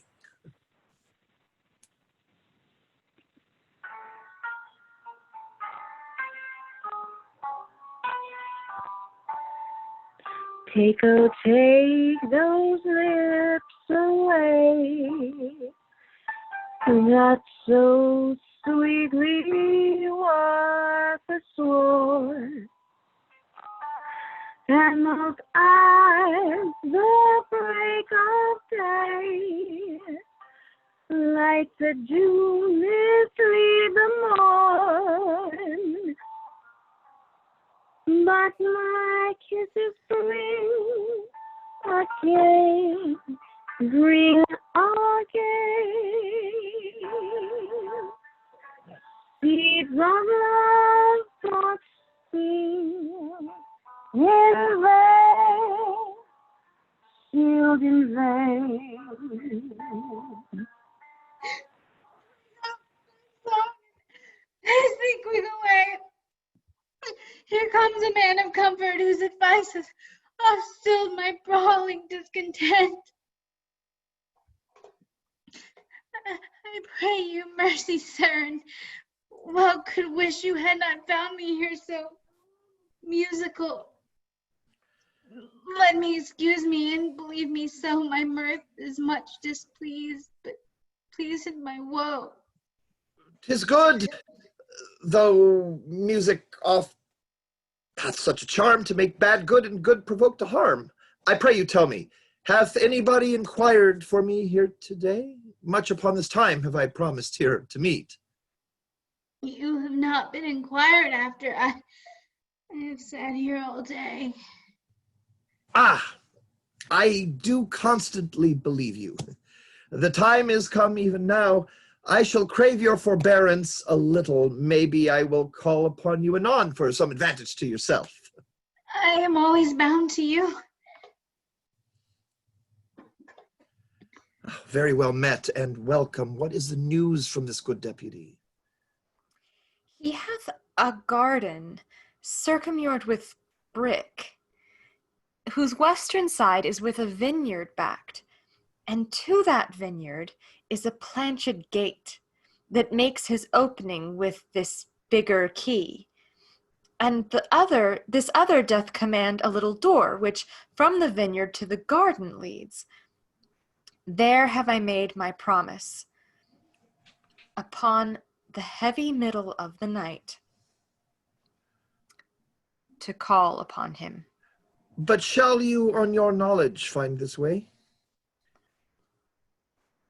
I have ta'en a due and wary note upon't, with whispering and most guilty diligence, in action all of precept, he did show me the way twice o'er. Are there no other tokens between you agreed concerning her observance? No, none. But only I repair the dark, and that I have possessed him, my most stay can be but brief, for I have made him know I have a servant comes with me along that stays upon me, whose persuasion is I come about my brother. 'Tis well borne up. I have not yet made known to Mariana a word of this. What ho within, come forth! I pray you be acquainted with this maid. She comes to do you good. I do desire the like. Do you persuade yourself that I respect you? The friar, I know you do, and have found it. Take then this, your companion by the hand, who hath a story ready for your ear. I shall attend your leisure, but make haste, the vaporous night approaches. Will it please you to walk aside? Oh, place and greatness, millions of false eyes are stuck upon thee. Volumes of report run with these false, and most contrarious quest upon thy doings. 1,000 escapes of wit make thee the father of their idle dream, and rack thee in their fancies. Well, welcome, welcome. How, agreed? She'll take the enterprise upon her, father, if you advise it. It is not my consent, but my entreaty too. Little have you to say when you depart from him, but soft and low, remember now my brother. Hear me not. Nor, gentle daughter, fear you not at all. He is your husband on a pre-contract. To bring you thus together 'tis no sin, sith that the justice of your title to him doth flourish the deceit. Come, let us go, our corns to reap, for yet our tithes to sow.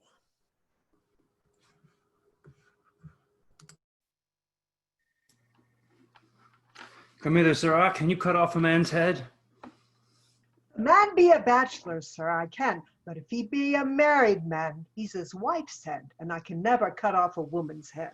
Oh, come, sir, leave me your snatches and yield me a direct answer. You see, tomorrow morning are to die Claudio and Bernadette.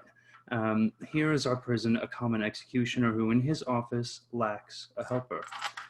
If you will take it on you to assist him, it shall redeem you for your gyves. If not, you shall have your full time of imprisonment and your deliverance with an unpitied whipping, for you have been a notorious bawd. Sir, I've been an unlawful bawd, time out of mind, but yet I will be content to be a lawful hangman. I'd be glad to receive some instruction from my fellow partner. What ho! ABHORSON! Where's ABHORSON there? Do you call, sir? Sirrah, here's a fellow who will help you tomorrow in your execution. If you think it meet, compound with him by the year, and let him abide here with you. If not, use him for the present, and dismiss him. He cannot plead his estimation with you. He hath been a bawd. A bawd, sir? Fie upon him. He will discredit our mystery. Go to, sir. You weigh equally. A feather will turn the scale. Pray, sir, by your good favor, for surely, sir, a good favor you have, but that you have a hanging look. Do you call, sir, your occupation a mystery? Aye, sir, a mystery. Painting, sir, I've heard say is a mystery. And your whores, sir, being members of my occupation, using painting, do prove my occupation a mystery. But what mystery there should be in hanging, if I should be hanged, I cannot imagine. Sir, it is a mystery. Proof. Every true man's apparel fits your thief. If it be too little for your thief, your true man thinks it big enough. If it be too big for your thief thinks it little enough. So every true man's apparel fits your thief. Are you agreed? Sir, I will serve him, for I do find your hangman is a more penitent trade than your bawd. He doth oftener ask forgiveness. You, sirrah, provide your block and your axe tomorrow, 4 o'clock. Come on, bawd. I will instruct thee in my trade. I do Follow. desire to learn, sir, and I hope if you have occasion to use me for your own turn, you shall find me yere. For truly, sir, for your kindness I owe you a good turn. Call hither Bernardine and Claudio. One has my pity, not a jot the other, being a murderer though he were my brother. Look, here's the warrant, Claudio, for thy death.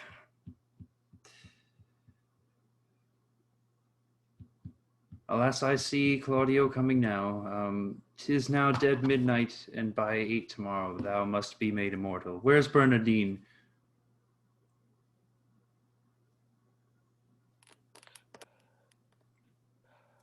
As fast locked up in as guiltless labor, when it lies starkly in the traveller's bones. He will not wake. Who can do good on him? Well, go prepare yourself. But hark, what noise? Heaven, give your spirits comfort. By and by, I hope it is some pardon or reprieve for the most gentle Claudio. Welcome, Father. The best and wholesomest spirits of the night envelop you, good provost. Who called here of late? None since the curfew rung. Not Isabella? No.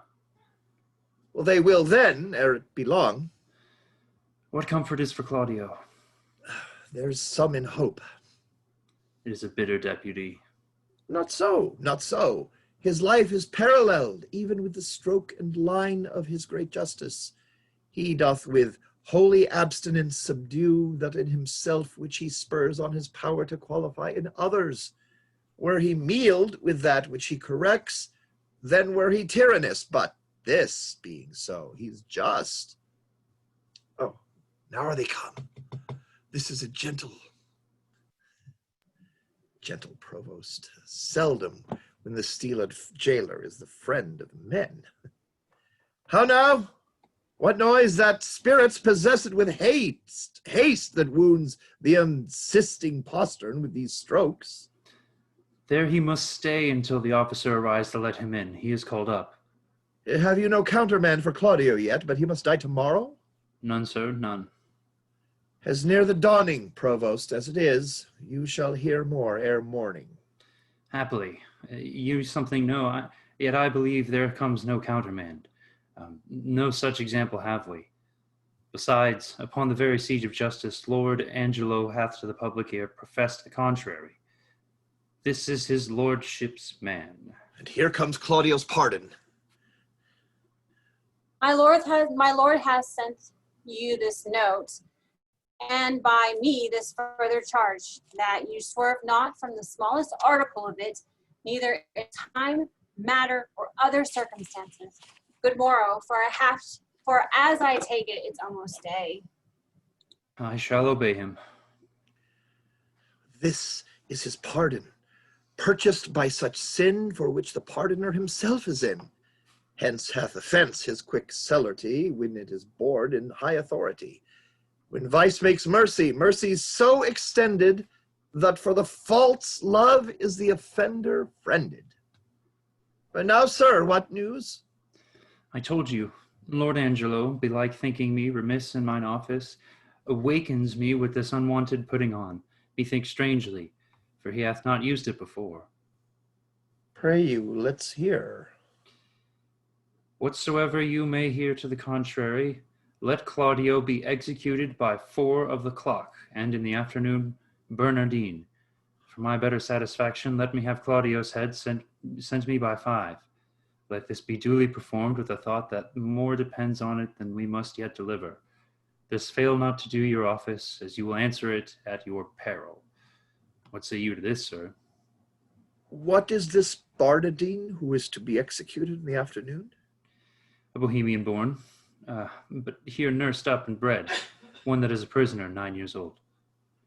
How came it that the absent duke had not either delivered him to his liberty or executed him? I have heard it was ever his manner to do so.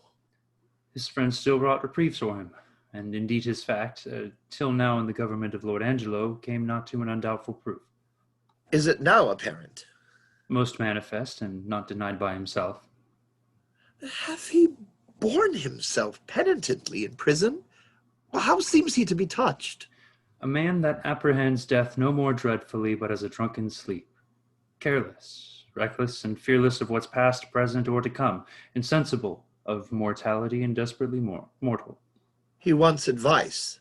He will hear none. He hath evermore had the liberty of the prison. Give him leave to escape, hence he would not. Drunk many times a day, if not many days, entirely drunk. We have very oft awaked him, as if to carry him to execution, and showed him a seeming warrant for it. It hath not moved him at all. More of him anon. There is written in your brow, Provost, honesty and consistency. If I read it not truly, my ancient skill beguiles me. But in the boldness of my cunning, I will lay myself in hazard. Claudio, whom here you have warrant to execute, is no greater forfeit to the law than Angelo, who hath sentenced him. To make you understand this in a manifested effect, I crave but 4 days' respite, for the which you are to do me both a present and a dangerous courtesy. Pray, sir, in what? In the delaying death. Alack, how may I do it, having the hour limited and an express command under penalty to deliver his head in the view of Angelo? I may make my case as Claudio is to cross this in the smallest. By the vow of mine order, I warrant you, if my instructions may be your guide, let this Barnardine be this morning executed, and his head borne to Angelo. Angelo hath seen them both, and will discover the favor. Oh, death's a great disguiser, and you may add to it. Shave the head and tie the beard, and say it was the desire of the penitent to be so bared before his death. You know the course is common. If anything fall to you upon this, more than thanks and good fortune, by the saint whom I profess, I will plead against it with my life. Pardon me, good father, it is against my oath. Were you sworn to the Duke or his deputy? To him and his substitutes. You will think you have made no offense if the Duke avouch the justice of your dealing? But what likelihood is in that? Not a resemblance, but a certainty. Yet, since I see you fearful, but that neither my coat integrity nor persuasion can with ease attempt you, I will go further than I meant to pluck all fears out of you. Look you, sir, here is the hand and seal of the Duke. No, the character I doubt not, and the signet is not strange to you. I know them both. The contents of this is the return of the Duke. You shall anon overread it at your pleasure, where you shall find within these 2 days he will be here. This is a thing that Angelo knows not, for he this very day receives letters of strange tenor, perchance of the Duke's death, perchance entering into some monastery, but by chance nothing of what is writ. Look, the enfolding star calls up the shepherd. Put yourself not into amazement how these things should be. All difficulties are but easy when they are known. Call your executioner and off with Barnardine's head. I will give him a present shrift and advise him for a better place. Yet you are amazed, but this shall absolutely resolve you. Wait. Come away. It is almost clear dawn.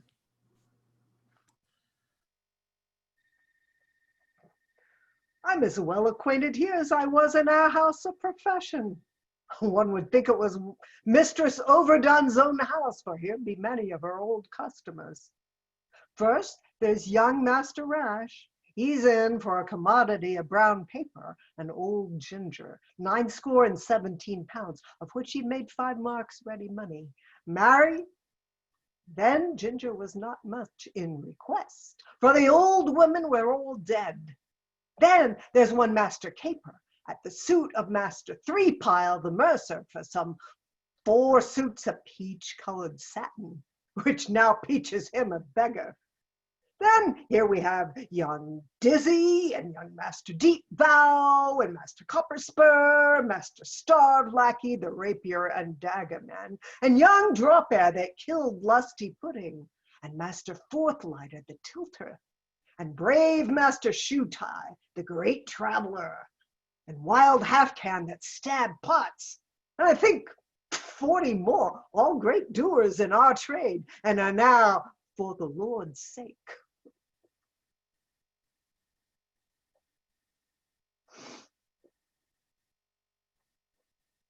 So here I wait for ABHORSON, the executioner.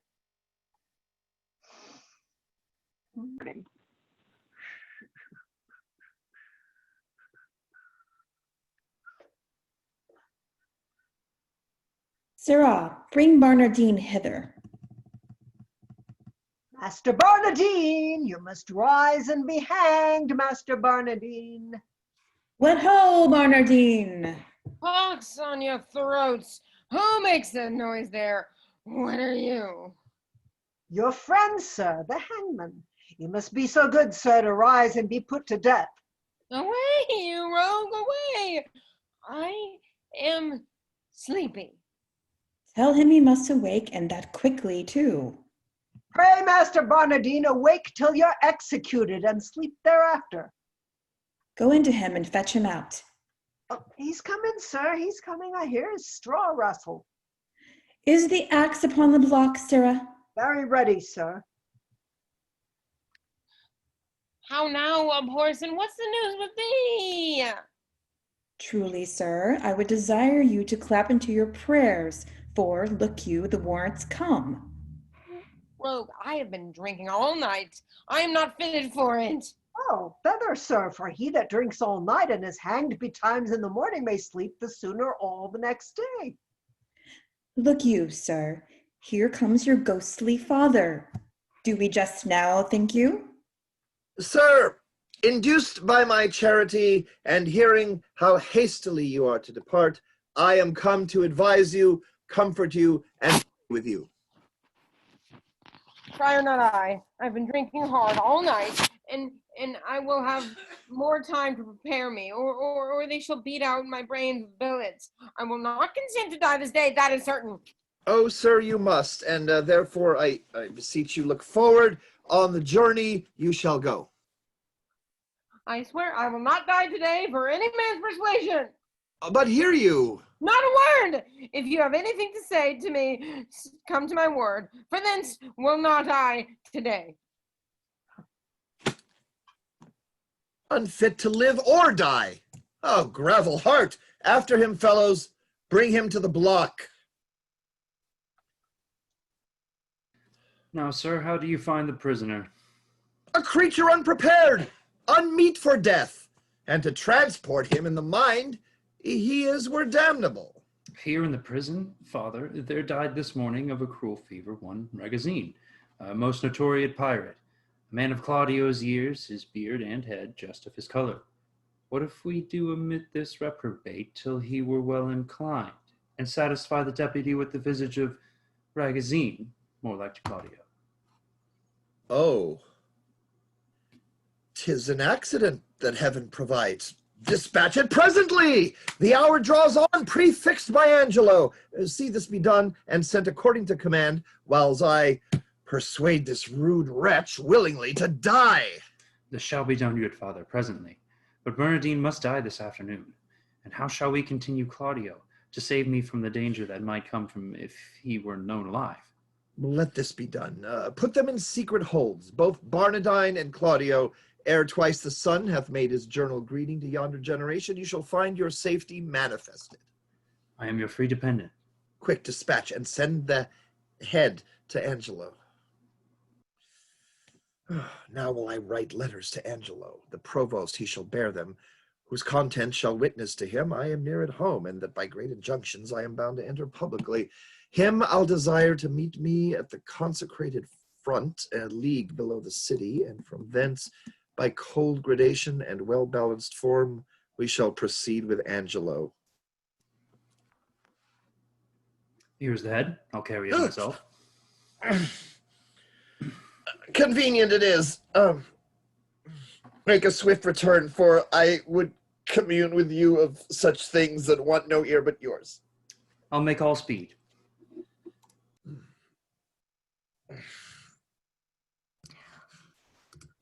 Ho, peace, ho, be here. Oh, the hand of Isabel. She's come to know if yet her brother's pardons be come hither. Oh, but I will keep her ignorant of the good, of her good, to make her heavenly comforts of despair when it is least expected.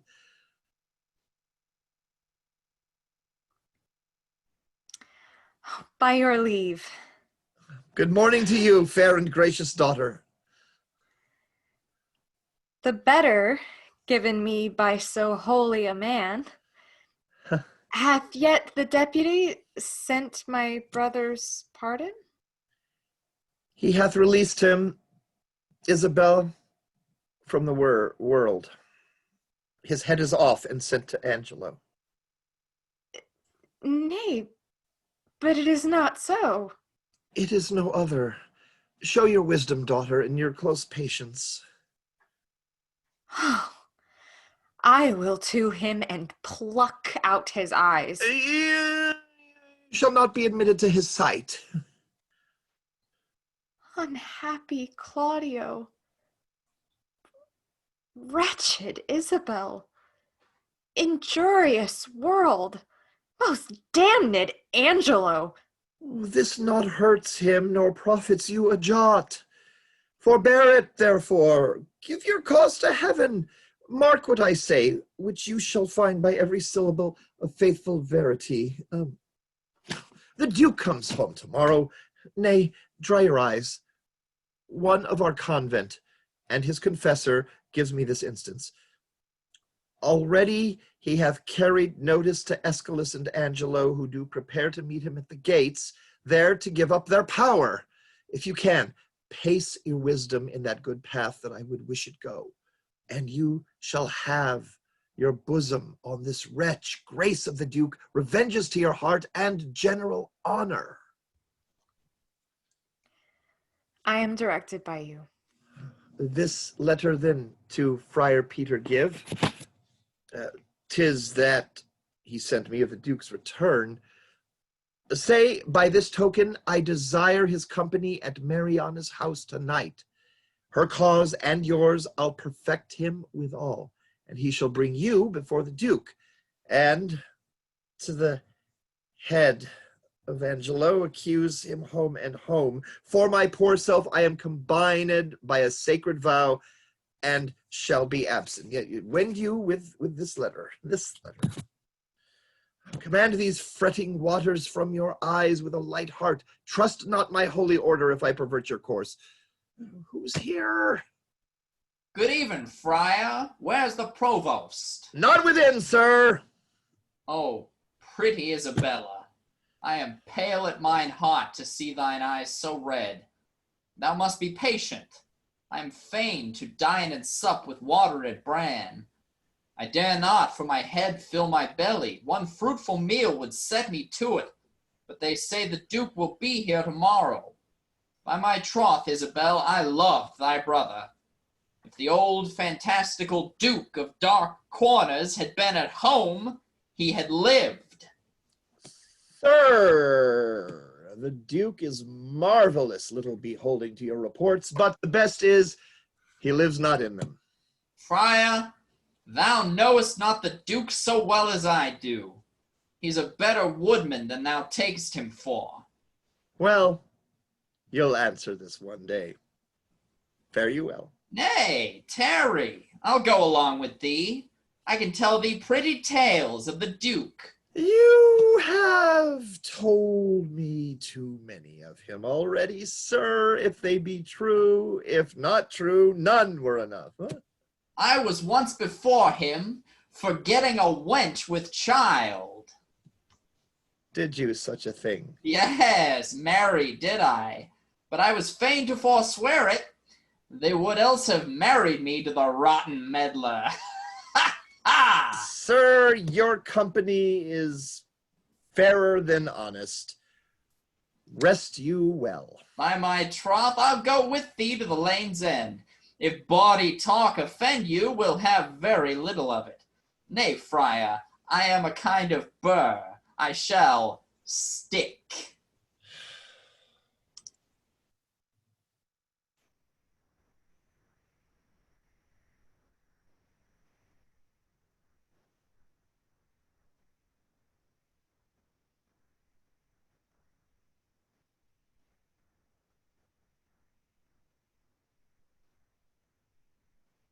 No. Go away with her to prison.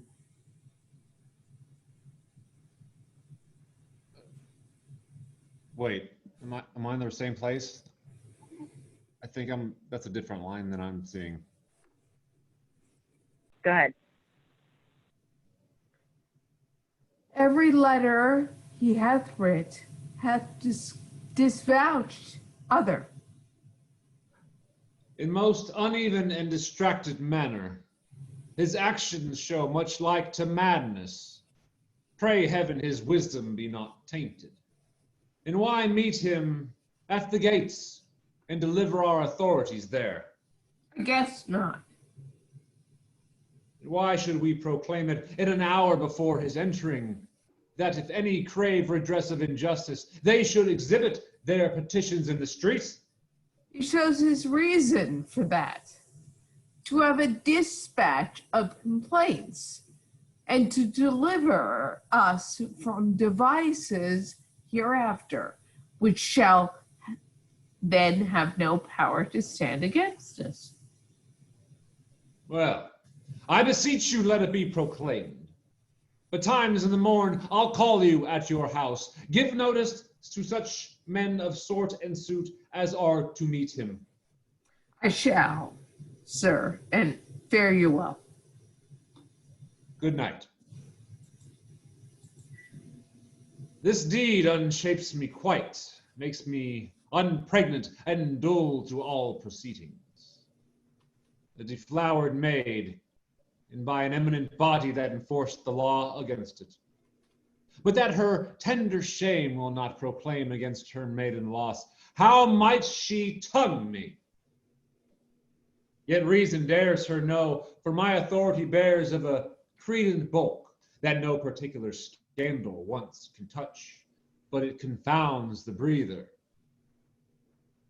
He should have lived, save that his riotous youth with dangerous sense might in the times to have come ta'en revenge by so receiving a dishonored life with ransom of such shame.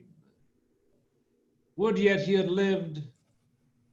Alack, when once our grave we have forgot, nothing goes right. We would, and we would not.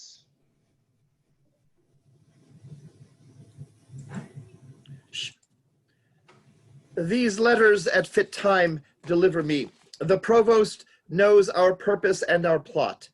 The matter being afoot, keep your instruction and hold you ever to our special drift. Though sometime you do blench from this to that, as cause doth minister, go call at Flavius's house and tell him where I stay. Give the like notice to Valentius, Rowland, and to Crassius, and bid them bring the trumpets to the gate, but send me Flavius first.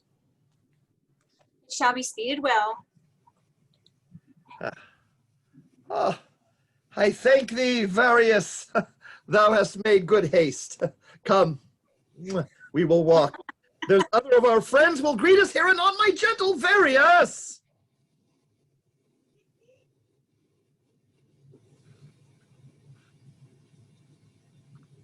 To speak so indirectly, I am loath. I would say the truth, but to accuse him so, that is your part. Yet I am advised to do it. He says to veil full purpose. Be ruled by him. Besides, he tells me that, if peradventure he speak against me on the adverse side, I should not think it strange, for 'tis a physic that's bitter to sweet end. I would, Friar Peter. Oh, peace. The friar is come. Come, I have found you out a stand most fit, where you may have such advantage on the Duke. He shall not pass you. Twice the trumpets have sounded. The generous and gravest citizens have hent the gates and are very near upon. The Duke is entering, therefore, hence away. My very worthy cousin, fairly met. Our old and faithful friend, we are glad to see you. Happy return be to your And be royal it grace. be your Lord Grace. Many and hearty thankings to you both. We have made inquiry of you, and we hear such goodness of your justice that our soul cannot but yield you forth to public thanks for running more requital. You make my bond still greater. Oh, your desert speaks loud. And I should wrong it to lock it in the wards of covert bosom when it deserves with characters of brass, of forted residence against the tooth of time, and razor of oblivion. Give me your hand, and let the subject see, to make them know that outward courtesies would fain proclaim favors that keep within. Come, ESCALUS, you must walk by us on our other hand, and good supporters are you. Now is your time. Speak loud and kneel before him.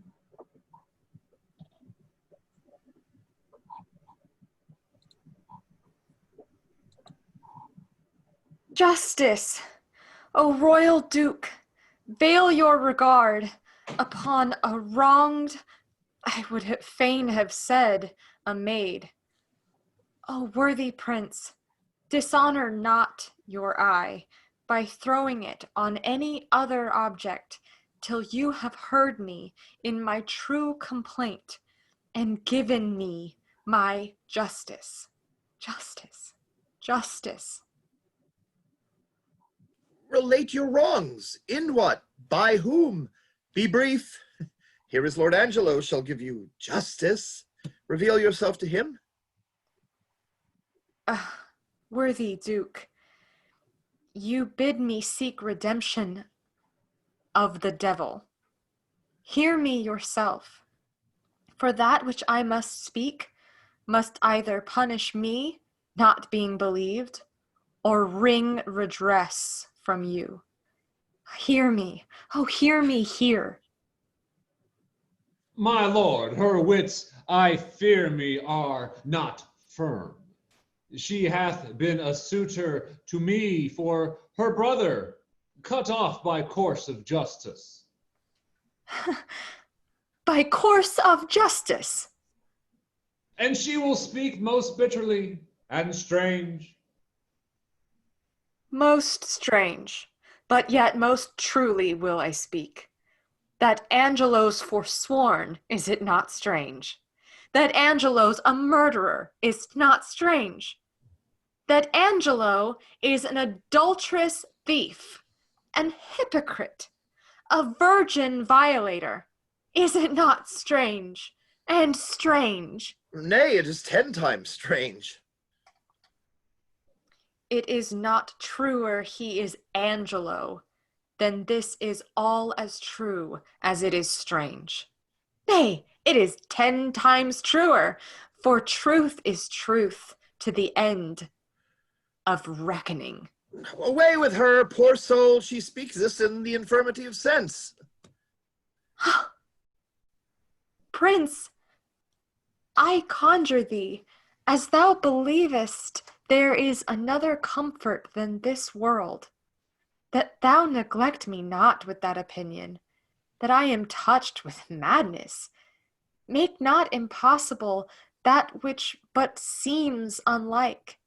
'Tis not impossible, but one, the wickedest caitiff on the ground, may seem as shy, as grave, as just, as absolute as Angelo. Even so may Angelo in all his dressing, characts, titles, forms, be an arch villain. Believe it, royal prince. If he be less, he's nothing. But he's more. Had I more name for badness. By mine honesty, if she be mad, as I believe no other, her madness hath the oddest frame of sense, such a dependency of thing on thing as e'er I heard in madness. Oh, gracious Duke, harp not on that, nor do not banish reason for inequality, but let your reason serve to make the truth appear where it seems hid, and hide the false seems true. Many that are not mad have sure more lack of reason. What would you say? I am the sister of one Claudio, condemned upon the act of fornication to lose his head, condemned by Angelo. I, in probation of a sisterhood, was sent to by my brother, one Lucio, as then the messenger. That's I, and like your grace, I came to her from Claudio and desired her to try her grace's fortune with Lord Angelo for her poor brother's pardon. That's so, indeed. You were not bid to speak? No, my good lord, nor wished to hold my peace. I wish you now, then, pray you take note of it, and when you have a business for yourself, pray heaven you then be perfect. I warrant your honor. The warrants for yourself, take heed to it. This gentleman told somewhat of my tale. Right. It may be right, but you are in the wrong to speak before your time. Proceed. I went to this pernicious caitiff deputy. That's somewhat madly spoken. Pardon it. The phrase is to the matter. Mend it again. Proceed. In brief, to set the needless process by, how I persuaded, how I prayed and kneeled, how he refelled me, and how I replied. For this was much of length. The vile conclusion I now begin with grief and shame to utter. He would not, but by gift of my chaste body, to his concupiscible, intemperate lust, release my brother, and after much debatement, my sisterly remorse confutes mine honor, and I did yield to him. But the next morn betimes, his purpose surfeiting, he sends a warrant for my poor brother's head. This is most likely.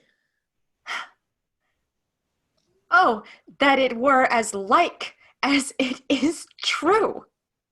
By heaven, fond wretch, thou knowest not what thou speakest, or else thou art suborned against his honor in hateful practice. First, his integrity stands without blemish. Next, it imports no reason that with such vehemency he should pursue faults proper to himself. If he had so offended, he would not have weighed thy brother by himself, and not have cut him off. Someone hath set you on. Confess the truth, and say by whose advice thou camest here to complain. And is this all? Then, oh, you blessed ministers above, keep me in patience, and with ripened time unfold the evil which is here wrapped up in countenance. Heaven shield your grace from woe, as I thus wronged, hence unbelieved go. I knew you'd fain be gone. An officer! To prison with her. Shall we thus permit a blasting and a scandalous breath to fall on him so near us? Now this needs must be a practice. Who knew of your intent in coming hither? One that I would were here, Friar Lodowick. A ghostly friar belike. Who knows that Lodowick? My lord, I know him. 'Tis a meddling friar. I do not like the man. Had he been lay, my lord, for certain words he spake against your grace in your retirement, I had swinged him so soundly. Words against me. This is a good friar belike.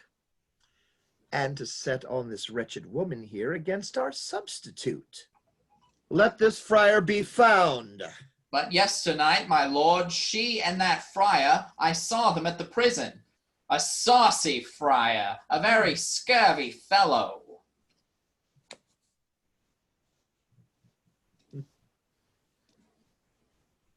Blessed be your royal grace. I have stood by, my lord, and I have heard your royal ear abused. First hath this woman wrongly accused your substitute, who is as free from touch or soil with her as she from one ungot. We did believe no less. Know you that Friar Lodowick that she speaks of?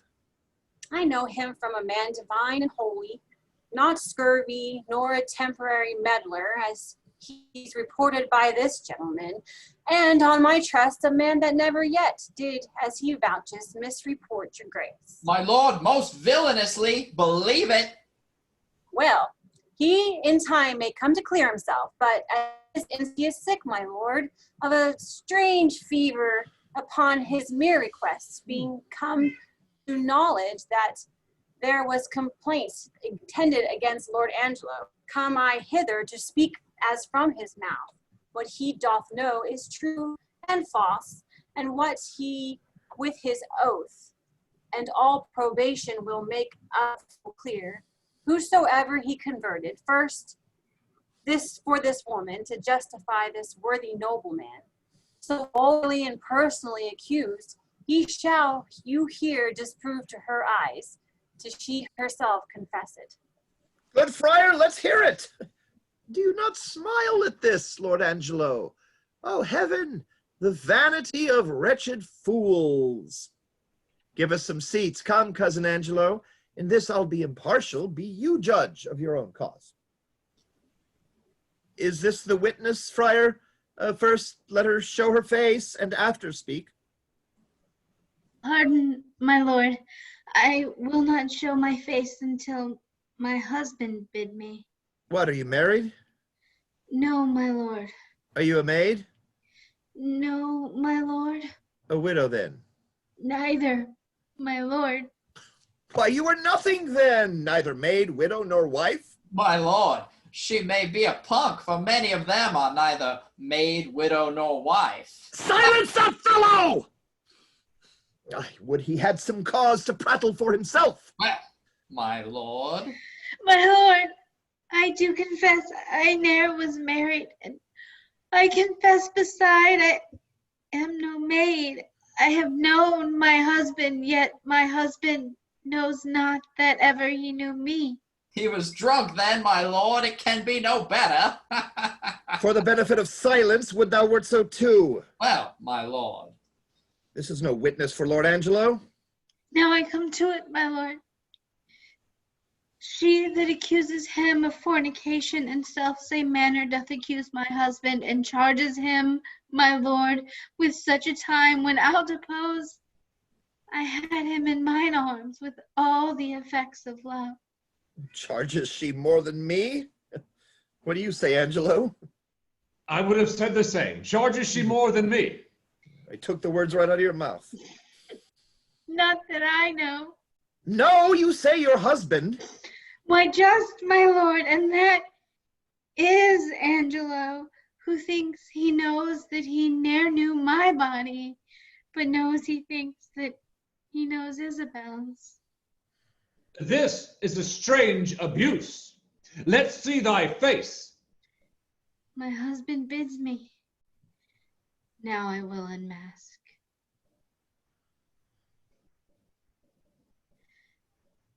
This is that face, thou cruel Angelo, which once thou sworest was worth the looking on. This is the hand which with avowed contracts was fast belocked in thine. This is the body that took the match from Isabel and did supply thee at thy garden house in her imagined person. Know you this woman? Connolly, she says. No more! Enough, my lord. My lord, I must confess I know this woman. 5 years since there was some speech of marriage betwixt myself and her, which was broke off, partly for that her promised proportions came short of composition, but in chief for that her reputation was disvalued in levity. Since which time of 5 years I never spake with her, saw her, nor heard from her, upon my faith and honor. Noble prince, as there comes light from heaven and words from breath, as there is sense in truth and virtue, I am affianced this man's wife as strongly as words make up vows. And my good lord, but Tuesday night last gone in his garden house, he knew me as a wife. As this is true, let me in safety raise me from my knees, or else forever be confixed here, a marble monument. I did but smile till now. Now, good my lord, give me the scope of justice. My patience here is touched. I do perceive these poor, informal women are no more but instruments of some mightier member that sets them on. Let me have way, my lord, to find this practice out. Aye, with my heart. And punish them to your height of pleasure. Thou foolish friar, and thou pernicious woman, compact with her that's gone, sinkest thou thy oaths, though they would swear down each particular saint, were testimonies against his worth and credit that sealed an approbation. You, Lord ESCALUS, sit with my cousin, lend him your kind pains to find out this abuse, whence 'tis derived. There is another friar that set them on, let him be sent for. Would he were here, my lord, for he indeed hath set this woman upon this complaint. Your provost knows where the place where he abides, and he may fetch him. Go, do it instantly. And you, my noble and well-warranted cousin, whom it concerns to hear this matter forth, do with your injuries as it seems you best in any chastisement. I, for a while, will leave you, but stir not till you have well determined upon these slanderers.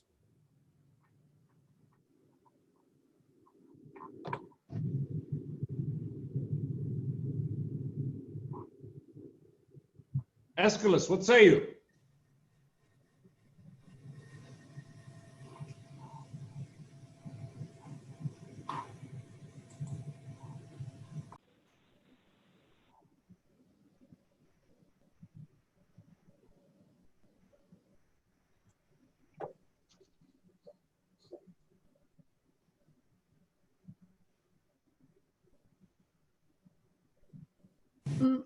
My lord, perhaps Signor Lucio could tell you about Friar Lodowick? Cucullus non facit monicum, honest in nothing but in his clothes, and one that hath spoke most villainous speeches of the Duke.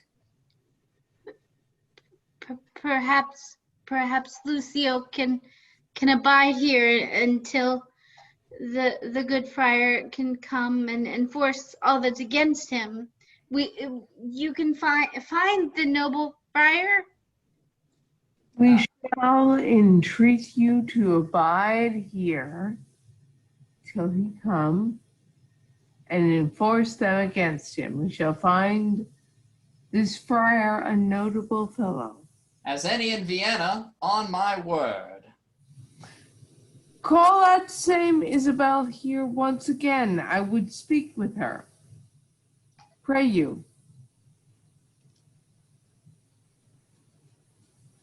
My lord, give me leave to question. You shall see how I handle her. Not better than he by her own report. Say you? Marry, sir, I think if you handled her privately, she would sooner confess. Perchance, publicly would be ashamed. I will go darkly to work with her. That's the way, for women are light at midnight. Come on, mistress. Here's a gentlewoman who denies all that you have said. My lord, here comes the rascal I spoke of, here with the provost. In very good time. Speak not you to him till we call upon him. Mum. Come, sir. Did you set these women on to slander Lord Angelo? They have confessed you did.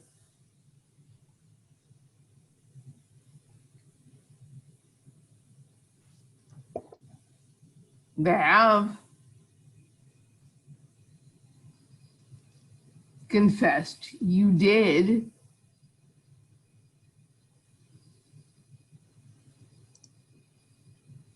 Oh, the Duke is muted. Oh no, is it false? 'Tis false. 'Tis. How? Know you where they are? Respect to your great place, and let the devil be sometime honored for his burning throne. Where is the Duke? 'Tis he should hear me speak. The Duke is in us, and we will hear you speak. You should speak justly. Boldly, at least. Oh, but oh, poor souls, come you to seek the lamb here of the fox? Good night to your redress. Is the Duke gone? Then is your cause gone too. The Duke's unjust thus to retort your manifest appeal, and put your trial in the villain's mouth, which here you come to accuse. This is the rascal, this is he I spoke of.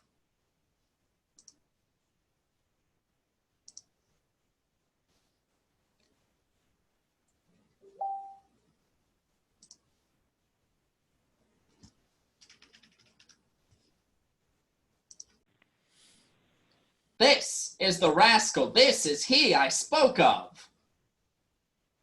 Why, thou unreverend and unhallowed friar, is not enough thou hast suborned these women to accuse this worthy man, but in foul mouth and in the witness of his proper ear, to call him villain, and to glance from him to the Duke himself, to tax him with injustice. Take him hence, to the rack with him. We'll touse him joint by joint, but we'll know his purpose. What unjust. Be not so hot. The Duke dare no more stretch this finger of mine than he dare rack his own. His subject I am not, nor here provincial. My business in this state made me a looker-on here in Vienna, where I have seen corruption boil and bubble till it o'errun the stew. Laws for all faults, but faults so countenanced that the strong statutes stand like the forfeits in a barber shop, as much in mock as mark. Slander to the state. Away with him to prison. What can you vouch against him, Signor Lucio? Is this the man that you did tell us of? 'Tis he, my lord. Come hither, goodman bald pate. Do you know me? I remember you, sir, by the sound of your voice. I met you at the prison in the absence of the Duke. Oh, did you so? And do you remember what you said of the Duke? Most notedly, sir. Do you so, sir? And was the Duke a fleshmonger, a fool and a coward, as you then reported him to be? You must, sir, change persons with me ere you make that my report. You indeed spoke so of him, and much more, much worse. Oh, thou damnable fellow! Did I not? I pluck thee by the nose for thy speeches. I protest I love the Duke as I love myself. Hark! How the villain would close now after his treasonable abuses. Such a fellow is not to be talked withal. Away with him to prison. Where is the provost? Away with him to prison. Lay bolts enough on him. Let him speak no more. Away with these giglets too, and with other Confederate companions. Stay, sir, stay a while. What, resist he? Help him, Lucio. Come, sir, come, sir, come, sir! Force, sir! Why, you bald-pated, lying rascal, you must be hooded, must you? Show your knave's visage with a pox to you. Show your sheep-biting face, and be hanged an hour, wilt not off. Yeah.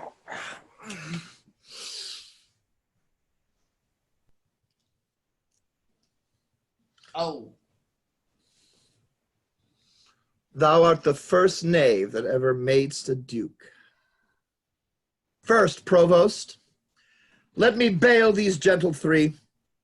Oh, sneak not away, sir, for the friar and you must have a word anon. Lay hold on him. Oh, this may prove worse than hanging. What you have spoke, ESCALUS, I pardon. Sit you down, we'll borrow place of him. Sir, by your leave, hast thou or word or wit or impudence that yet can do the office? If thou hast, rely upon it till my tale be heard, and hold no longer out. Oh, my dread lord, I should be guiltier than my guiltiness to think I can be undiscernible when I perceive your grace, like power divine, hath looked upon my passes. Then, good prince, no longer session hold upon my shame, but let my trial be mine own confession. Immediate sentence then, and sequent death is all the grace I beg. Come hither, Mariana. Say, was thou e'er contracted to this woman? I was, my lord. Go, take her hence and marry her instantly. Do you the office, friar, which consummate, return him here again. Go with him, provost.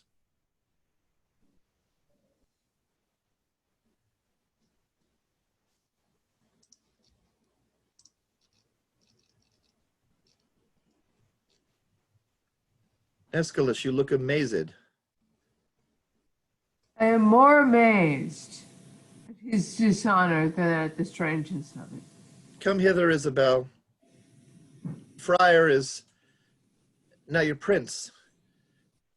As I was then, advertising and wholly to your business, not changing heart with habit, I am still attorneyed at your service. Oh, give me pardon that I, your vassal, have employed and pained your unknown sovereignty. You are pardoned, Isabel. And now, dear maid, be you as free to us. Your brother's death, I know, sits at your heart, and you may marvel why I obscured myself, laboring to save his life, and would not rather make rash remonstrance of my hidden power than let him be so lost. O most kind maid, it was the swift celerity of his death, which I did think with slower foot came on, that brained my purpose, but peace be with him. That life is better that life is a better life, past fearing death, than that which lives to fear. Make it your comfort, so happy is your brother. I do, my lord. For this new married man approaching here, whose salt indignation yet hath wronged your well-defended honor, you must pardon for Mariana's sake. But as he adjudged your brother, being criminal in double violation of sacred chastity and of promise breach, thereon dependent for your brother's life, the very mercy of the law cries out, most audible, even from his proper tongue, an Angelo for a Claudio, death for death. Haste still pays haste, and leisure still answers leisure, like doth quit like, and measure still for measure. Then, Angelo, thy faults thus manifested, which, though thou wouldst deny, denies thee vantage. We do condemn thee to the very block where Claudio stoops to death, and with like haste, away with him. Oh, my most gracious lord, I hope you will not mock me with a husband. It is your husband mocked you with a husband. Consenting to the safeguard of your honor, I thought your marriage fit, else imputation, for that he knew you, might reproach your life and choke your good to come. For his possessions, although by confiscation they are ours, we do instate and widow you withal, to buy you a better husband. Oh, my dear lord, I crave no other nor no better man. Never crave him. We are definitive. Tend on my liege. You do but lose your labor. Away with him to death. Now, sir, to you. Oh, my good lord. Isabel, sweet Isabel, take my part. Lend me your knees, and all my life to come, I'll lend you all my life to do you service. Against all sense you do importune her. Should she kneel down in mercy of this fact, her brother's ghost his paved bed would break, and take her hence in horror. Isabel, sweet Isabel, do yet but kneel by me. Hold up your hand, say nothing, I'll speak all. They say best men are molded out of faults, and for the most become much more the better for being a little bad.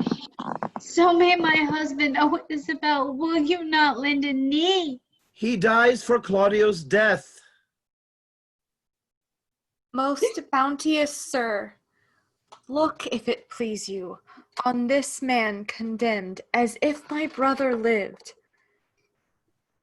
I partly think a due sincerity governed his deeds, till he did look on me. Since it is so, let him not die.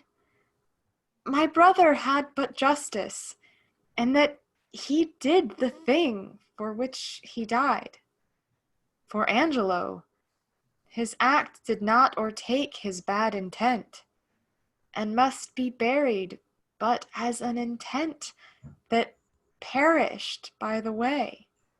Thoughts are no subjects, intents, but merely thoughts. Merely, my lord. Your suit's unprofitable. Stand up, I say. I have bethought me of another fault. Provost, how came it Claudio was beheaded at an unusual hour? It was commanded so. Had you a special warrant for the deed? No, my good lord, it was by private message. For which I do discharge you of your office. Give up the keys. Pardon me, noble lord. I thought it was a fault, but knew it not. Yet did repent me after more advice, for testimony whereof. One in the prison that should by private order else have died, I have reserved alive. What's he? His name is Bernstein. I would thou hadst done so by Claudio.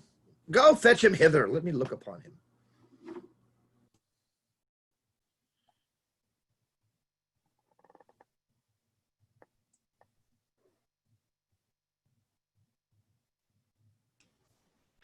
Should slip so grossly, both in the heat of blood and lack of tempered judgment afterward.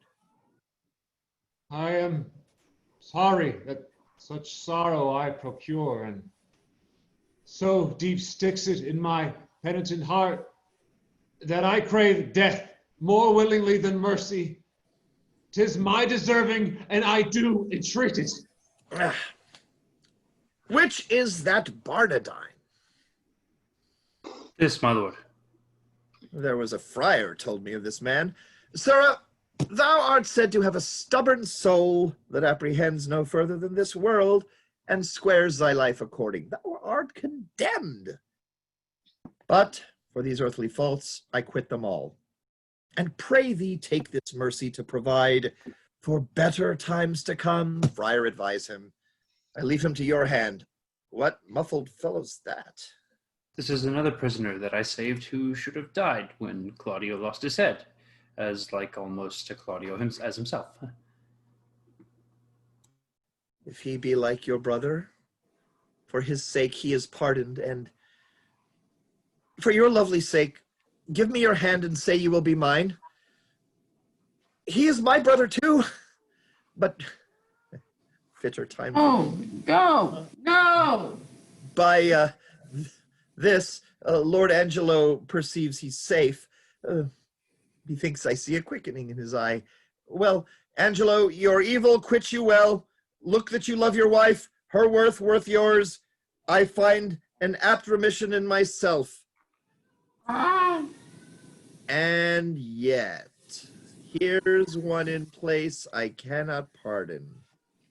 You, Sarah, that knew me for a fool, a coward, let's see, one of all luxury, an ass, a madman, etc., etc. Wherein have I so deserved of you that you extol me thus? Faith, my lord, I spoke it but according to the trick. If you will hang me for it, you may, but I had rather it would please you I might be whipped.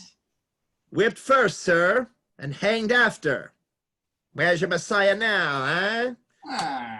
Provost, round about the city.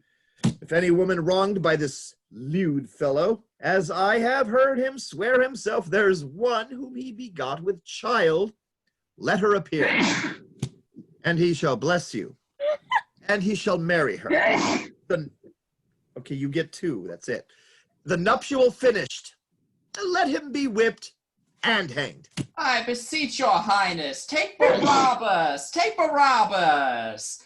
Do not marry me to a whore.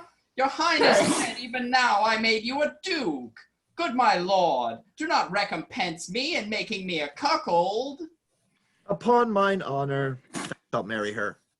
Thy slanders I forgive, and therewithal remit thy other forfeits. Take him to prison, and see our pleasure herein executed. Marrying a punk, my lord, is pressing to death, whipping and hanging. Slandering a prince deserves it. Oh! She, Claudio, that you wronged, look you restore. Joy to you, Mariana. Love her, Angelo. I have confessed her, and I know her virtue. Thanks, good friend ESCALUS, for thy much goodness. There's more behind that is more gratitude. Thanks, Provost, for thy care and secrecy. We shall employ thee in a worthier place. Forgive him, Angelo, that brought you home, the head of Ragozine for Claudio's. The offense pardons itself. Dear Isabel, I have a motion much imports your good, whereto, if you'll a willing ear incline, what's mine is yours, and what is yours is mine. So bring us to our palace, where we'll show what's yet behind that's meet. All should know.